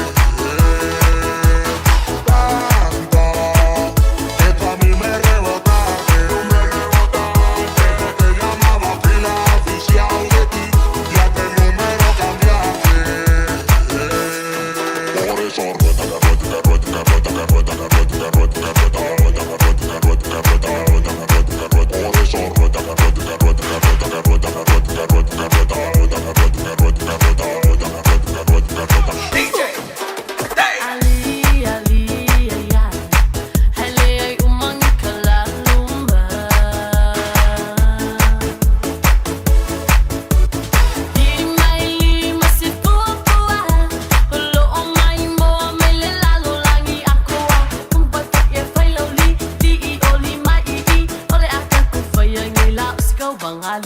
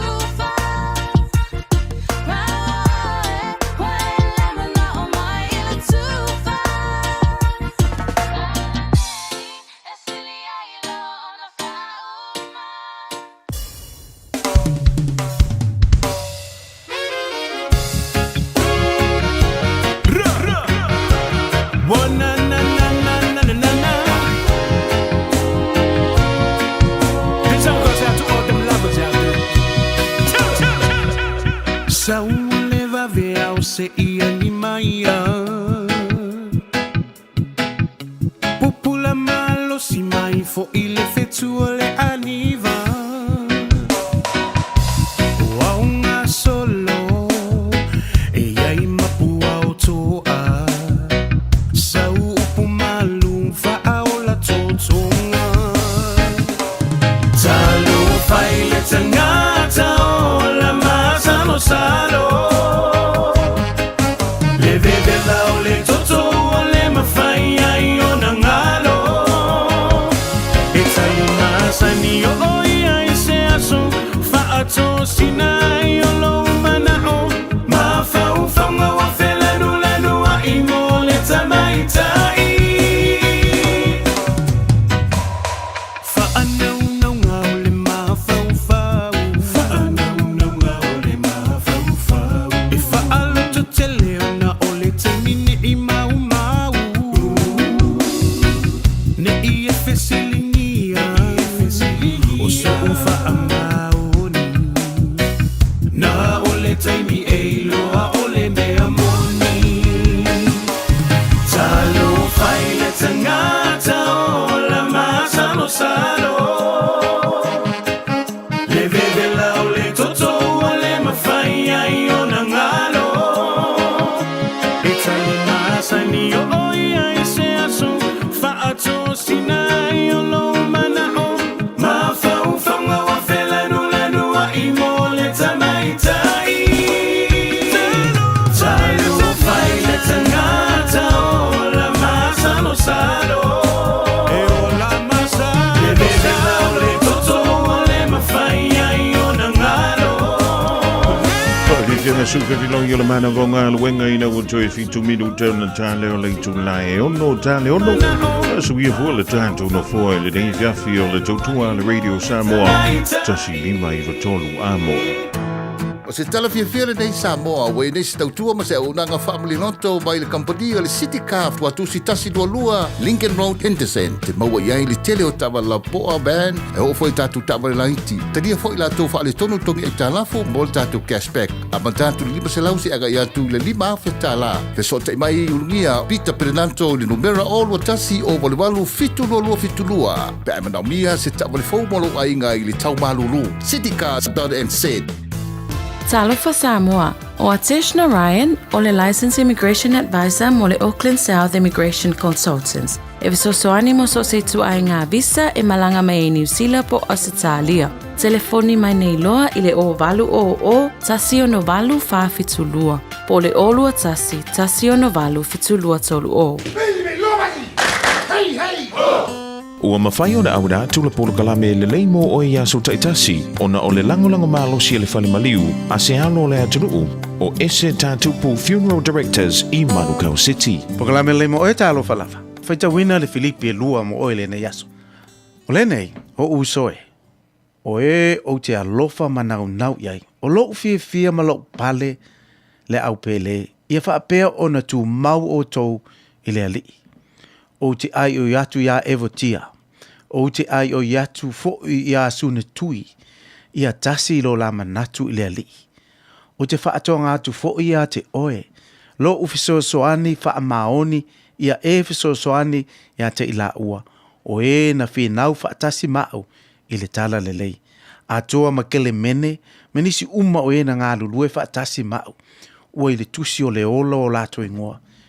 Ia o tau oli le li a wale au noa. O te toi whai atu, ia o tau oli. Ia I loa lo o tau wanga malue tangata umalafa. Wa lata mai le li. Aua nei popole o tau I se mea tasi. A ia wha ilo atu e o tau. Ma na oi mea umalafa I le tua le tatalo ma le whaatonga a toa ma le whaafetai. O le manuia fo I mai le atua. O lo o sili lava I mea uma e manatu iai. E leo lo winai o tau loto a toa ma o tau mawhau ia Keriso Yesu. Le au soe, o le tau upule nei, o mea uma ua moni, o mea uma ua tau le leia, o mea uma ua tonu, o mea uma ua mama, o mea uma ua mātango fie, o mea uma ua longo le leia a whai foi, o se isi a mio le lei, po o se tasi mea vi ia o tau mana tunatu I le lava mea. O mea foi, ua o winai o tau, ma o tau talia, ma o tau whaalongo iai, ma o tau wa ai mai ia te au, i o tau whaia i lea lawa mea. Ona ia te o tau leo le tua, i ona le manuia. A wa o fia tele le ali, a wa ona ponei, o tau tupu mai ailo o tau mahana tunatu mai ia te au. Sa o tau mana tontu fo i ai, wa le maua e o tau seala. O te lefa iatu ona o le mativa a wa o ina au, ia toa while mulo lo te mea uma ia te au. Wa o loa le mativa, wa o loa fo i le maua, o ia mea uma, lava o te iai, ma mea uma e o ia te au. Wa o ina au, ia o ma ona, ma ia fia ai, ia faulai, ma ia mea, ma ia onge mea. O te mawhaia mea uma lava, le faa malo si mai o ke riso ia te au. Talia Yesu e vea mau faaola. E faa taunu inai me malava i o lota mamana tua. E le lai mo oi. O le ese tatu pu funeral directors o se fale maliu Samoa o le tali foilea o taimi whengata ona o le malanga al maliu maleoti e mawhaifoi ona latu awina atu ma awina mai tino maliu o e pele mai so o se atu nuo lalolangi mala auno le ese tatu pu funeral directors i le lua ono lua tolu fitu lua ono lua tolu fitu pea fiuane ele se fulu male balu Norman Spencer Drive i Manuka City. Mo le antu le whaaftai le sunga le whawhengainga ia pasta so li alolonga mo le tātou polokalame le rifo i fiafi o le aso tofi. Ia mau pēra malu si o le tino whape fo i la le nganga wale tua malo na whiragano mau si whaapoponga i le taimi masani le aso a tai au. Ia ma ua tōmalunga antu i namas tautu mo i sa mo le rivahenga o le fiafi. Ia a whaiwa i sangano le tautu mali i le tātou maafutanga potua le tautai. Ia i le taimi sa si ei lana wa ai ta iantu le tuolo tau soi fōmala mantu wola. Peino ia i lunga o pēa ngalo le ea i le aso a tai au. Ia ali isa. O le mke vai aku pia i ke moi i ka kofi sangangi. Ia o le ngasi o so mo mai fo mandu mo ia. Ia. Ma vai fa le ia mea unga fai. Mea ngai le ngai e o wakaimi rea o. O le re fai o mea. Wangi por kalame o poana nei risa. Ai, le ni si ta por kalame o so nia mo poana nei a seu. Ai, o ye se ia o atu al tal valu ia por afal fitu vo. Ia, o famulanga vo so fua mas fan. Ni si ta to fa silanga i me fa pena. Atu no lo ye se afano ta to fa so ai. Ia inisio te fo ita inisio mata upu la fia fia ni ta por klam. O le ata to o tu ia se. Mana ia vai le fai le sfana wala tala mai manukau. Ia ke lo ngai makalan fai ko vo le se papa kiu mangi me benga. Ia o le nas. Wa O war be o le. Dare e va tu le ava no fu ile le tato lai. Fa ngai a se so lo sumas papa kiu. Ia ngai e fisi le filta tu numero tu fitu ta silima i tu. Marka ko kwa kusi. Ia ora ko ruongo Hopeful Avenue. Ke fiu ku mai la no la lokar fai ko. Ia ma lova vitan ia o le vinei fo ia mai mo ile tu lungo tili a le channel vo ile le Sky Open. Ia nai sa wai ngar ke le o tantu ta longa nai fa nga solo i o i pale for run. Ia wa vo ile mai mo ia le pa ia malo le tu. Ia fa pe ona i so tolus fulli matala e fia o ia fia fa. Ia em fa ona e mo fa mai se fulu lua ni January e matamata ta longa ri sa. A ka o sfut male lua nga le lua o kama. Oh. Isa very powerful. Ia, o renga. Tamba nga le. Ai vai o ngai ka usu ese si ave ye la ko su lima kana. Mai ma. Ia ma ngue ri ja ko ma fuka nga maltan to to. Ia. Ia. Mai ngo fora. Bueno. Kai mi uma. Ia, fala ia bye bye. Ia tanto filo ia le so anta. O sa mo ile lo famalanga le yo le tua. Ia mo le tibini. Ia ole anto mafutai ma isa anko se ia ria le tans fulma le lua i le po ana nei.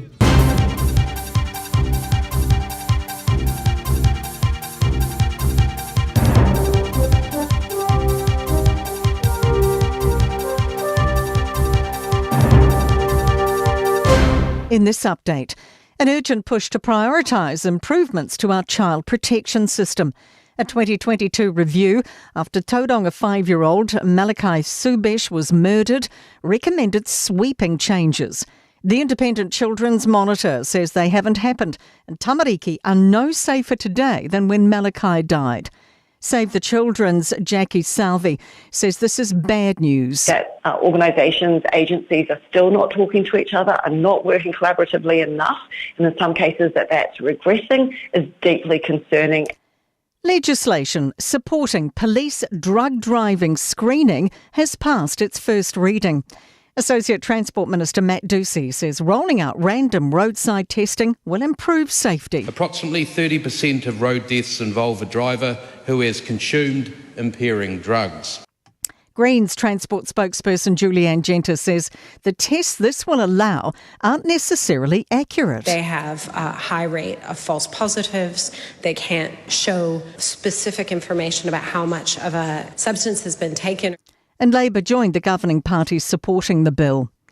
Transpower says it's looking at what it can do for wider Northland after its fallen pylon caused a widespread power outage.